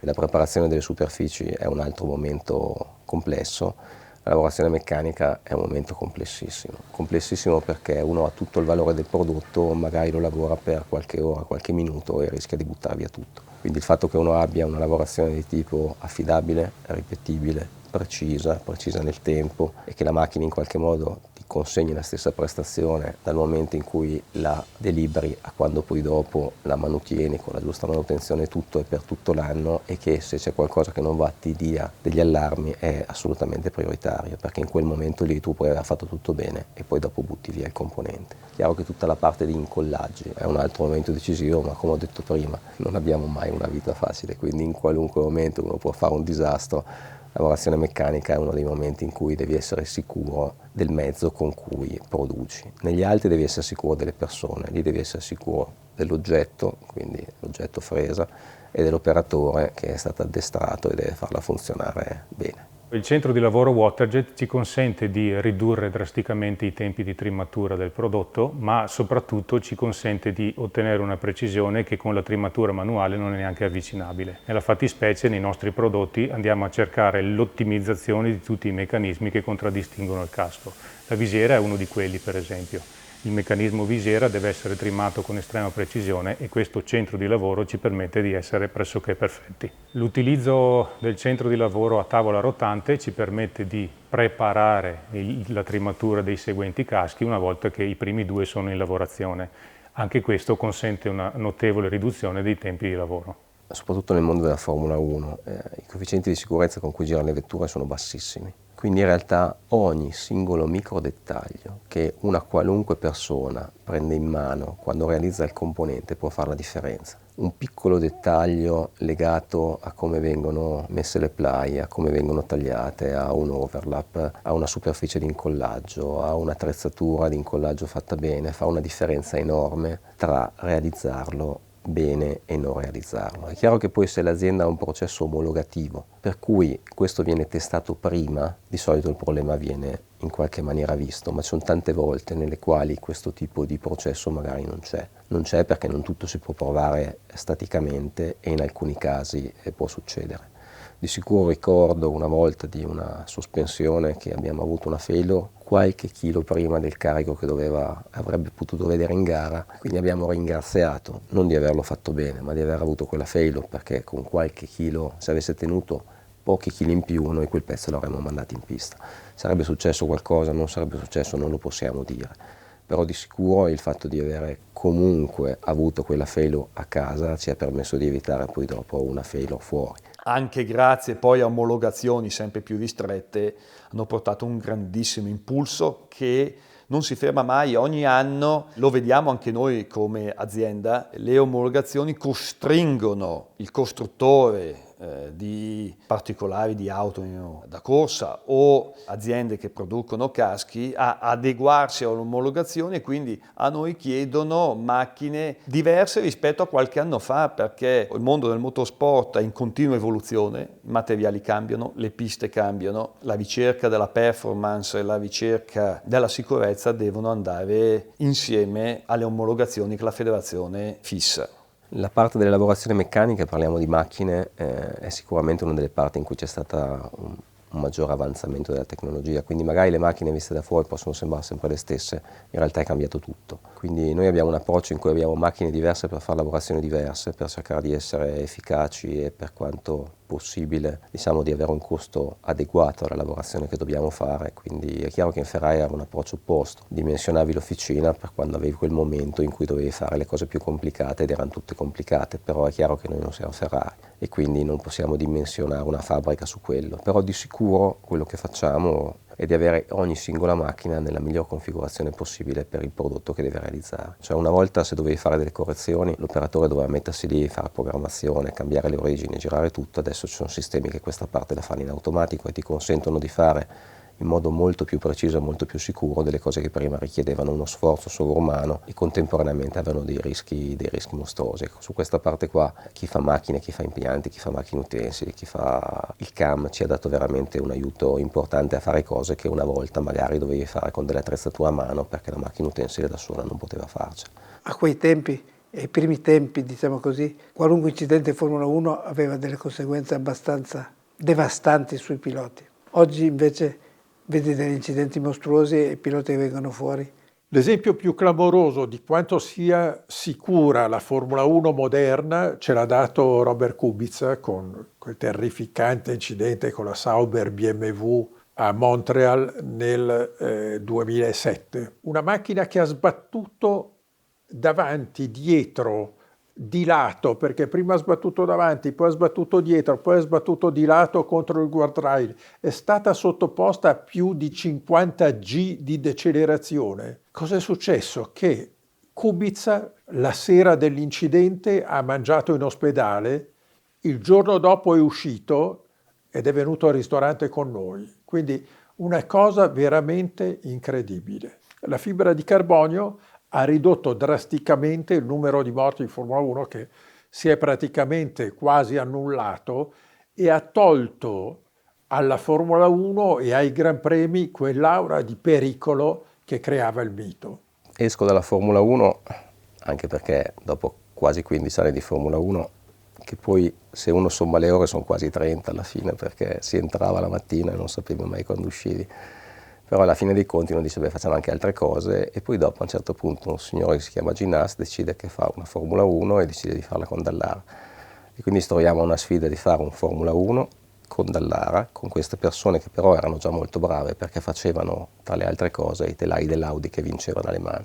La sfida era quella di fare una Formula 1 che montasse quello che montava Ferrari, perché la vettura di Haas alla fine dei conti monta sospensioni, cambi, motore, un sacco di componenti di Ferrari. Quindi ci troviamo in pista con una macchina costruita, progettata Design Authority Haas, con molto supporto di Dallara e molti componenti costruiti da questi ragazzi. La tecnologia applicata alla sicurezza ha determinato una serie di tappe che hanno portato oggi persino in Formula 1 ad avere, non dico la certezza della vita salva, ma dei margini enormi di sicurezza, no? In questi ultimi anni, se pensiamo all'incidente di Grosjean, peraltro miracoloso nella sua buon esito. Diciamo che nell'incidente di Grosjean una delle prime cose che mi piace commentare è che chi ha fatto i regolamenti, chi ha introdotto l'halo e chi poi dopo ha obbligato noi, che diciamo chi progetta e chi poi dopo realizza, a sottostare a certi tipi di carichi e quindi ad avere anche delle condizioni di sicurezza molto diverse del passato, sicuramente ha aiutato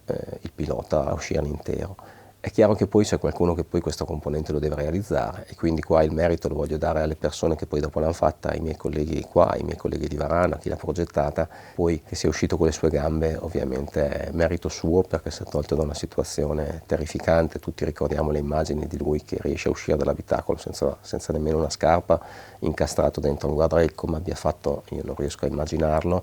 Sicuramente ha trovato dentro di sé una forza incredibile, però un piccolo merito ce lo voglio vedere nei nostri ragazzi che l'hanno poi dopo realizzata. Grosjean è stato un incidente impressionante per due motivi. Intanto è ricomparso il fuoco, cosa che non si vede spesso, quasi mai. Il fuoco è una cosa che immediatamente segnala un allarme e rimette in circolazione una serie di immagini, di memorie drammatiche. In più c'è stata una concomitanza spettacolare, drammatica, e anche finita bene, perché uno che viene fuori da un salto di guardrail con le fiamme, con quei tempi lì, gli è andata anche bene.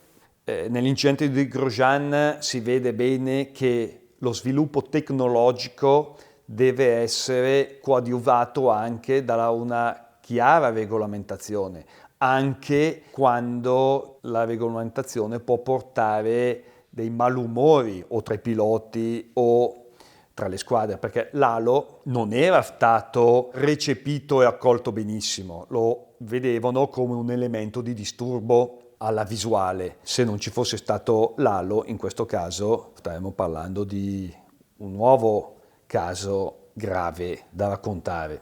La cultura motoristica, parte della cultura motoristica, ha sempre visto con un po' di allergia alcuni strumenti di sicurezza.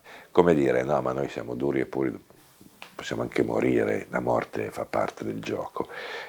È durata fino all'halo. Se pensiamo all'avvento dell'halo, l'halo è stato molto criticato, per il collo dei piloti, no? Sono stati due elementi recentissimi, fondamentali. Si è visto quanto l'halo sia determinante per la sicurezza, però contestati, discussi, come dire, la Formula 1 senza rischio è meno attraente. Questo fa parte di una cultura, no? E ci vuole sempre un po', perché poi devi avere una vita salva per dire per fortuna c'era l'halo, per fortuna c'era... Ma prima possiamo fare a meno, mi viene in mente sulla safety car, su tante cose. Come dire, questa un po' una perversione, un po' un elemento che sta sempre dentro gli sport estremi, cioè il sangue, la morte, sono funzionali al fascino, non c'è niente da fare. In una gara di Macau una pilota molto brava tedesca ha avuto un incidente, è uscita e non è successo niente. Però riguardando non è successo niente perché è stata fortunata che ha impattato con la parte inferiore del telaio. Avesse impattato in un altro modo sarebbe stato letale per la pilota. Allora lì è stata una delle spinte che ha detto lo dobbiamo essere fatti, dobbiamo proteggere anche la parte anteriore. Ecco, questo è lo spirito. Ogni volta che c'è qualcosa, anche se è andata bene, devi vedere che cosa si poteva fare meglio. Se abbiamo avuto fortuna dobbiamo pensare come dobbiamo fare per non essere aiutati dalla fortuna, dobbiamo cercare di prevenire tutte le situazioni. Questa è la guida che ci deve essere permanente, come dire abbiamo fatto bene ma non è mai sufficiente, bisogna sempre fare di più, deve essere lo stimolo, deve esserci sempre anche deve esserci lo stimolo per cercare di andare forte, perché sennò a correre ci vai per cercare di vincere. Legato all'halo, l'impulso, come purtroppo succede, è venuto da un altro incidente, in quel caso mortale, che probabilmente con l'halo non lo era, che è stato l'incidente in Giappone del povero Bianchi. Bianchi, la gara non è stata sospesa, diluvio, ha perso il controllo della sua Marussia e uscendo di pista è andato a sbattere violentemente con la macchina e col casco, infilandosi sotto a un mezzo di soccorso che stava rimuovendo nella stessa posizione la macchina di Sutil. E questo incidente ha portato ovviamente la polemica sull'assurdità dell'incidente, perché più che un incidente di gara, quello era quasi un incidente di strada, ma ha portato due elementi, grazie purtroppo al sacrificio di Bianchi. L'intervento quasi sempre dei commissari in caso di violenti temporali sospendono la gara e l'introduzione dell'halo.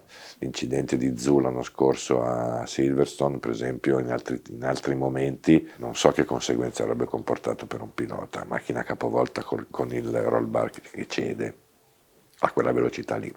Quando lo scorso anno in una gara di Formula 1, il primo giro con vettura a pieno carico è uscita di strada, si è rovesciata, si è anche incendiata, il pilota quando ha visto uscire dalle fiamme il pilota sa, vuol dire qualcosa di buono avevamo fatto. Nello stesso tempo quella è stata anche un'opportunità per dire che cosa si può fare ancora di più.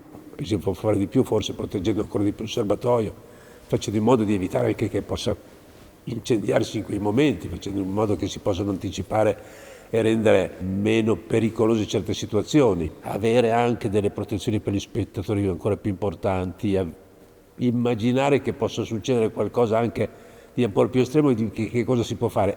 Ogni occasione c'è. Qualunque cosa può andare male.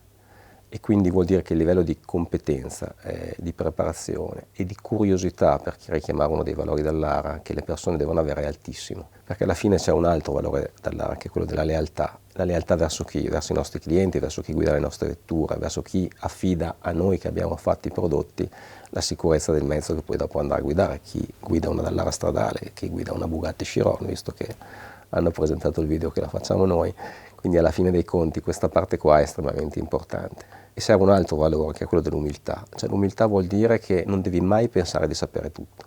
Cioè se uno pensa di sapere tutto di questi processi vuol dire che alla fine dei conti non è curioso. Se vedi qualcosa di strano bisogna capirlo. E ormai dopo tanto tempo l'ho imparato, insomma, se appena credi di essere bravo qualcuno ti dimostra che forse devi imparare ancora qualcosa. Il pericolo più grosso che c'è è pensare di essere bravi, pensare di essere arrivati.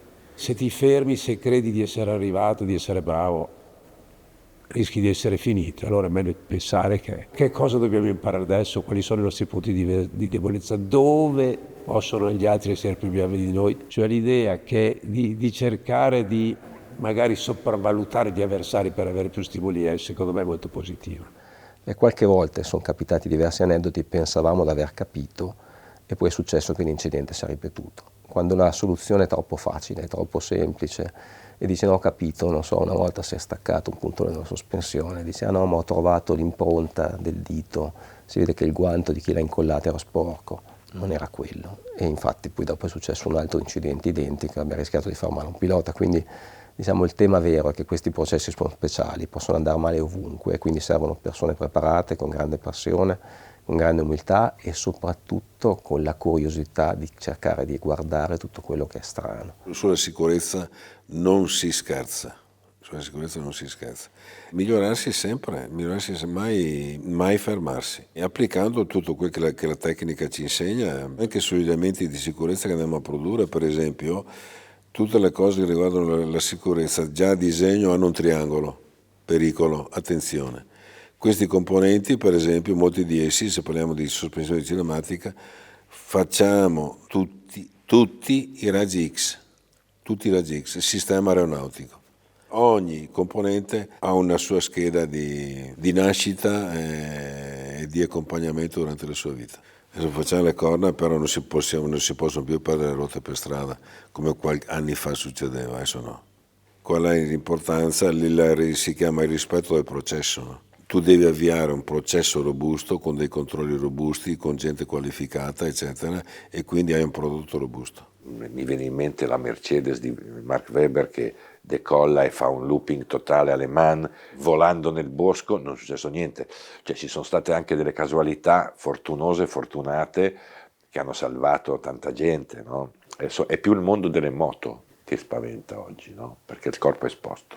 The sport in many different ways has raised itself. It's now the biggest spectator sport in the world. Somehow or other, the glamour, the colour, the excitement, and to some extent the danger, because of such high speeds. We're doing more than 300 kilometers per hour. It's a very attractive sport. The spectators are bigger. The facilities are better. The glamour, the colour, the excitement is still as strong. Ovviamente anche nell'era moderna della Formula 1 anche lo spettacolo va di pari passo con la prestazione. Un'ultima introduzione nei mesi recenti è stata quella dell'iCamera, quindi la telecamera inserita all'interno del casco del pilota che deve far vedere il punto di vista di guida del pilota. Anche quella semplice introduzione, parliamo di un oggetto di 2-3 mm e 5 grammi di peso, deve passare attraverso una stringente norma e quindi deve superare dei stringenti test di impatto. In questo caso sono stati messi a punto dei test specifici per evitare che la telecamera si distacchi dal punto dove è applicata e vada a finire sugli occhi del pilota. L'arrivo di Max Verstappen per Schubert è stato una svolta molto recente, avviene nel 2019 in una situazione abbastanza particolare perché durante il cambio di omologazione dalla vecchia FIA norma 8860 alla nuova FIA 8860 che serve per i campionati mondiali di Formula 1. Si arriva in un momento abbastanza complesso, in un periodo molto difficile per tutti i costruttori. Questa rincorsa contro il tempo per far fronte alla normativa entro un periodo ben definito, 1 gennaio 2019, e la difficoltà di tutti i costruttori è quella di riuscire a proteggere il pilota senza andare ad appesantire il prodotto o a renderlo più grande. Arriviamo in test ufficiali di Barcellona all'inizio della stagione e alcuni dei costruttori non erano pronti a ricevere questa omologa. Max fortunatamente prova il nostro casco e da quel momento non lo vuole più togliere. Ovviamente il team non super favorevole, perché tutta l'aerodinamica del casco era già preventivamente studiata con un casco della concorrenza, però la sua volontà di usare il nostro prodotto ha fatto sì che anche gli executive del team Red Bull accettassero l'utilizzo del nostro prodotto. La soddisfazione adesso è reciproca, abbiamo già vinto 2 anni il mondiale con loro e anche il team è molto soddisfatto della collaborazione con noi. It's constant small evolution, but at the end there is a big difference between a helmet of 5 years ago and a helmet of today. Beh, dovremmo preoccuparci anche di quello che succede nel nostro pianeta, insomma.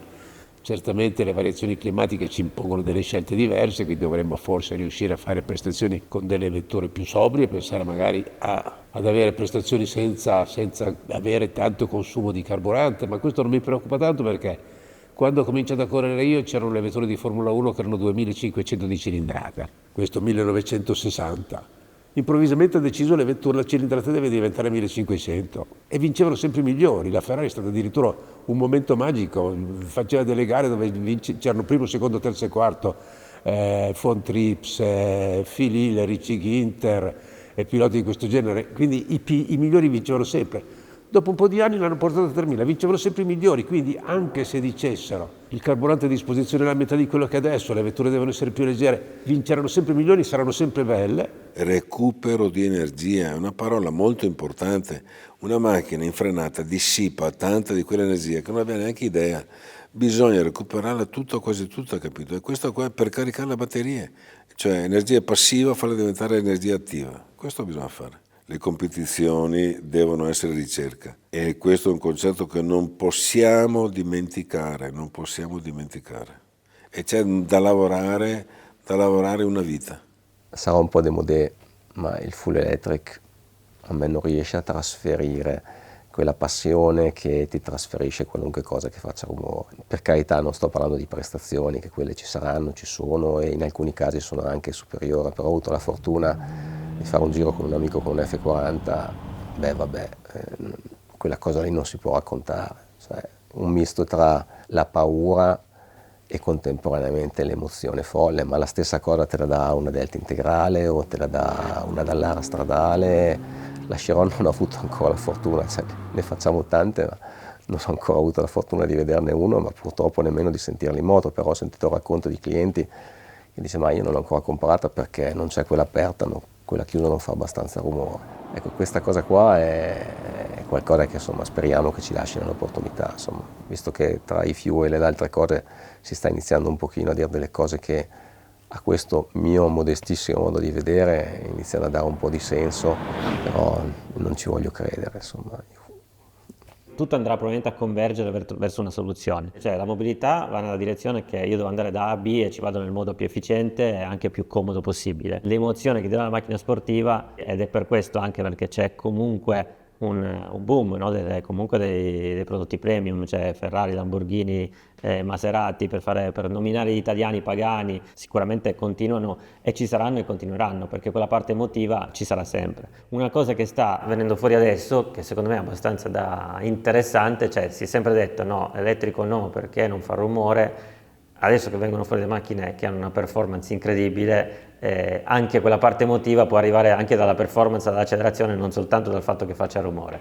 E quindi inevitabilmente, fortunatamente dovremmo andare anche in quella direzione. È una strada dove anche le competizioni, anche le vetture di alte prestazioni dovranno arrivare, probabilmente con diverse soluzioni, con soluzioni ibride, con soluzioni a idrogeno, forse chi lo sa, probabilmente con l'intervento anche di una parte di trazione elettrica, di recupero dell'energia sensata, perché adesso in frenata scaldiamo i freni, se invece riuscissimo invece di scaldare i freni a recuperare energia e ricaricare le batterie sarebbe un bel vantaggio. Insomma, è bella, è lunga, è grande la strada da fare, ma è il nostro mestiere, fortunatamente è quello, ma forse tutti i mestieri sono così. Come si può continuare a fare meglio? Perché far bene quello che sappiamo fare probabilmente non è mai bastato, bisogna sempre pensare a come si dovrà fare di più, quando fra un po' di tempo, probabilmente, quando deve andare a lavorare, chiama su internet una macchina, verrà a caricarla sotto casa sua, la porterà, poi magari quando finisse ne avviene un'altra che sarà diversa, però quelle vetture dovranno poi guidare in modo autonomo e qualche volta potranno anche rompersi, qualche volta dovranno anche riuscire a immaginare che cosa succede quando quella si rompe, quando deve reagire a un misuse, quando si sgonfia, perché anche quella avranno le gomme che si possono sgonfiare, delle volte ci potrà essere un sasso imprevisto. Pensi quanto ancora c'è da fare, riuscire a immaginare tutti i malfunzionamenti, come può essere progettata la vettura per reagire in un modo corretto ai malfunzionamenti, per trovarsi in situazioni impreviste. Quindi provo a immaginare, c'è il mondo da scoprire, c'è veramente è la sicurezza del dopodomani. Fermo restando che spero sempre che ci sia la possibilità del tempo libero di guidare la macchina anche per così, come per il piacere di guida, insomma. Se ci va il motociclista ci potrà andare con l'automobile, no? Ci potrete andare, io a 87 anni mi va già bene per come è la macchina adesso, insomma. Però voi avrete anche la possibilità di guidare l'automobile per il piacere di guidare, in modo sicuro. Lavorare con l'ingegnere è straordinario perché, vabbè, tecnicamente mostruoso, è una passione straordinaria, ma il lato umano è pazzesco. Cioè, un anno abbiamo fatto una stupidata, quindi abbiamo fatto un casino, abbiamo sbattuto con una fresa, tra l'altro una Belotti, e ci siamo trovati con la macchina ferma, il progetto fermo, tutto quanto, insomma, non era una situazione gloriosa, no? Allora, quando succede un problema, io cosa faccio? Tiro sul telefono, chiamo, e cioè, la telefonata finisce con vabbè, ce la fate, in qualche modo ce la faremo. Mi richiama dopo un paio d'ore e mi dice sì, ma tu come stai? Ingegnere, insomma, non è che mi senta benissimo, però dopo la telefonata stava anche peggio, no? Nel senso che ci sono poche persone che riescono a capire lo stato d'animo delle persone che lavorano con te quando succedono questi disastri, perché alla fine avevano fatto su un casino, no? E qualcuno che si occupi dall'altro lato del telefono di queste situazioni non è banale trovarlo.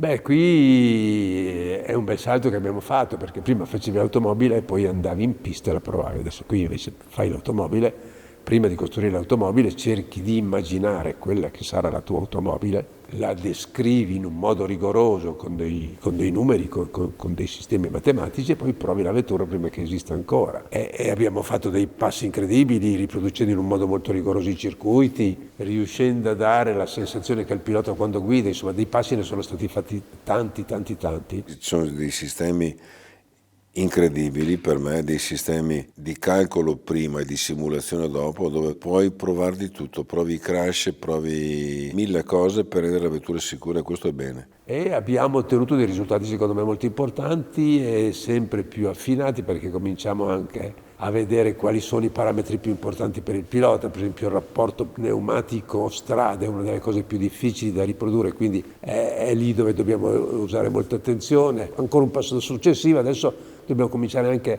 a lavorare un pochettino sul pilota, perché facciamo delle competizioni in tutti gli sport. Quando un atleta si allena c'è qualcuno che gli dice, che dà delle indicazioni della postura, di quello che deve fare, come deve muoversi. Il pilota cresce per autoapprendimento, gli possono magari insegnare come fare una bella preparazione atletica per essere robusto, per avere sempre la mente fresca, gli possono dire tante cose, ma sulla macchina c'è solo. Allora, se noi riuscissimo, su quello sul quale stiamo pensando, stiamo cercando di lavorare, a riuscire a inventare, a costruire quello che può essere un pilota virtuale, quel pilota che non sbaglia mai, potremmo mettere a posto la macchina adatta al pilota che non sbaglia mai e poi confrontare il pilota vero col pilota che non sbaglia mai, il pilota che è capace di arrivare all'ultimo millesimo di prestazione il più vicino possibile. E sarebbe quella lì veramente anche un'opportunità per chi fa le vetture da competizione di fare una messa a punto, anche magari per vedere qual è quella che permette al pilota di correggere più facilmente l'errore fatto. Insomma, siamo anche qui, siamo in una fase, non dico che siamo a pagina 1 perché di pagine ne abbiamo molte tante, però insomma c'è ancora tanto da girare, insomma. È uno strumento incredibilmente potente. Se non avessimo questo strumento saremmo indietro di 20 anni, saremmo inutili, insomma. È essenziale e fondamentale. I go to 14, 15, 16, sometimes Grand Prix a year. Of course, I meet all my friends and all of the racing drivers, and I'm very lucky that I lived in a period when it was totally different. The animal is the same. The racing driver of Caracciolo and Nuvolari, to the Fangios, the Sterling Mosses, to the Jim Clarks or the Jackie Stewarts or the Graham Hills, and today the Lewis Hamiltons and that young racing driver from Holland, Verstappen, who is now hugely successful. There has always been somebody hugely successful. So the sport has grown. Safety, it's much better than it ever was in my day. Motor racing is a very good example of getting problems solved faster than aerospace or any other activity in the world. From one Grand Prix to another, sometimes only 1 week apart, there'll be 5 or 6 changes to make that car a little better, a little safer, and a little faster. So the sport is better. I don't remember the last time a Formula One driver was killed. While in my time in motor racing, I probably went to more funerals than any other person I know, because death was just part of our life. So I don't look over my shoulder saying it was better in my day. It was wonderful in my day, but it's better today. Se uno avesse detto qualche anno fa dove sarebbe andata la Formula 1 c'era da preoccuparsi. Circuiti vuoti, poche persone, un'audience in calo. Se uno guarda la Formula 1 oggi si chiede cosa è successo in mezzo. In mezzo c'è stato sostanzialmente un buon lavoro sui regolamenti, ma soprattutto qualcuno che ha avuto l'idea di metterci in mezzo Netflix. E tutto questo ha chiamato nuove generazioni, nuove persone, e quindi lo stesso circuito dove una volta facevi fatica a riempire le tribune, adesso non trovi i biglietti, benché costino molto di più. Ma non si è riempita solo la Formula 1.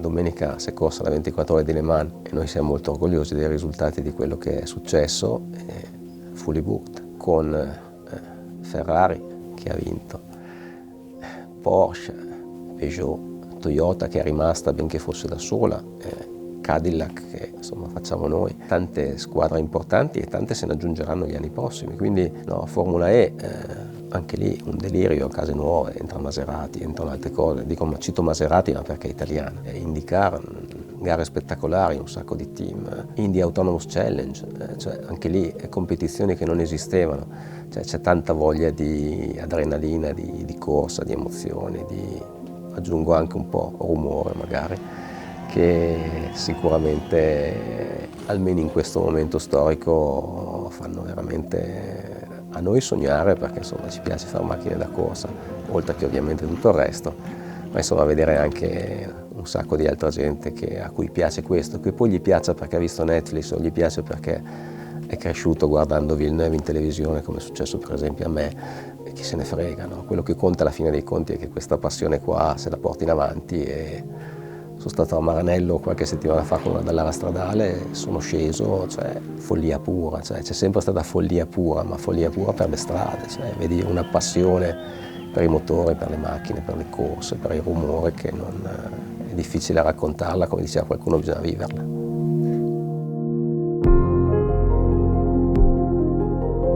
La passione è una scusa per costruire dei bei rapporti anche d'amicizia. E un rapporto d'amicizia che è nato, ad esempio, è proprio con Davide, Stefano e Francesco, che è nato davanti a una pizza e una birra qualche anno fa, ma la leva, la molla che ha fatto nascere questo è una passione in comune. Io ho una profonda stima per quello che stanno facendo e per come lo stanno facendo, perché prima di tutto c'è una terra, la loro aquila, c'è una passione condivisa. Mi ricorda un po' un'altra storia la loro, che è anche quella incredibile, che è quella di Valentino Rossi con il suo team, la maggior parte dei ragazzi del suo team che l'hanno seguito fin da quando si muoveva in minimoto erano i suoi compagni di scuola, quindi io credo che si possano raggiungere dei grandi obiettivi anche con i rapporti d'amicizia e non soffocando a tutti i costi quello che possono essere i rapporti umani. Oh, guarda quanto è bella nelle vetrine! Non ti la Dallara come si comporta bene sul pavè. Meraviglioso. No, ma sai che non lo sapevo che ti piaceva così tanto. Guarda che è incredibile come è stata sviluppata. Sembra che sia liscio. No, ma è vero.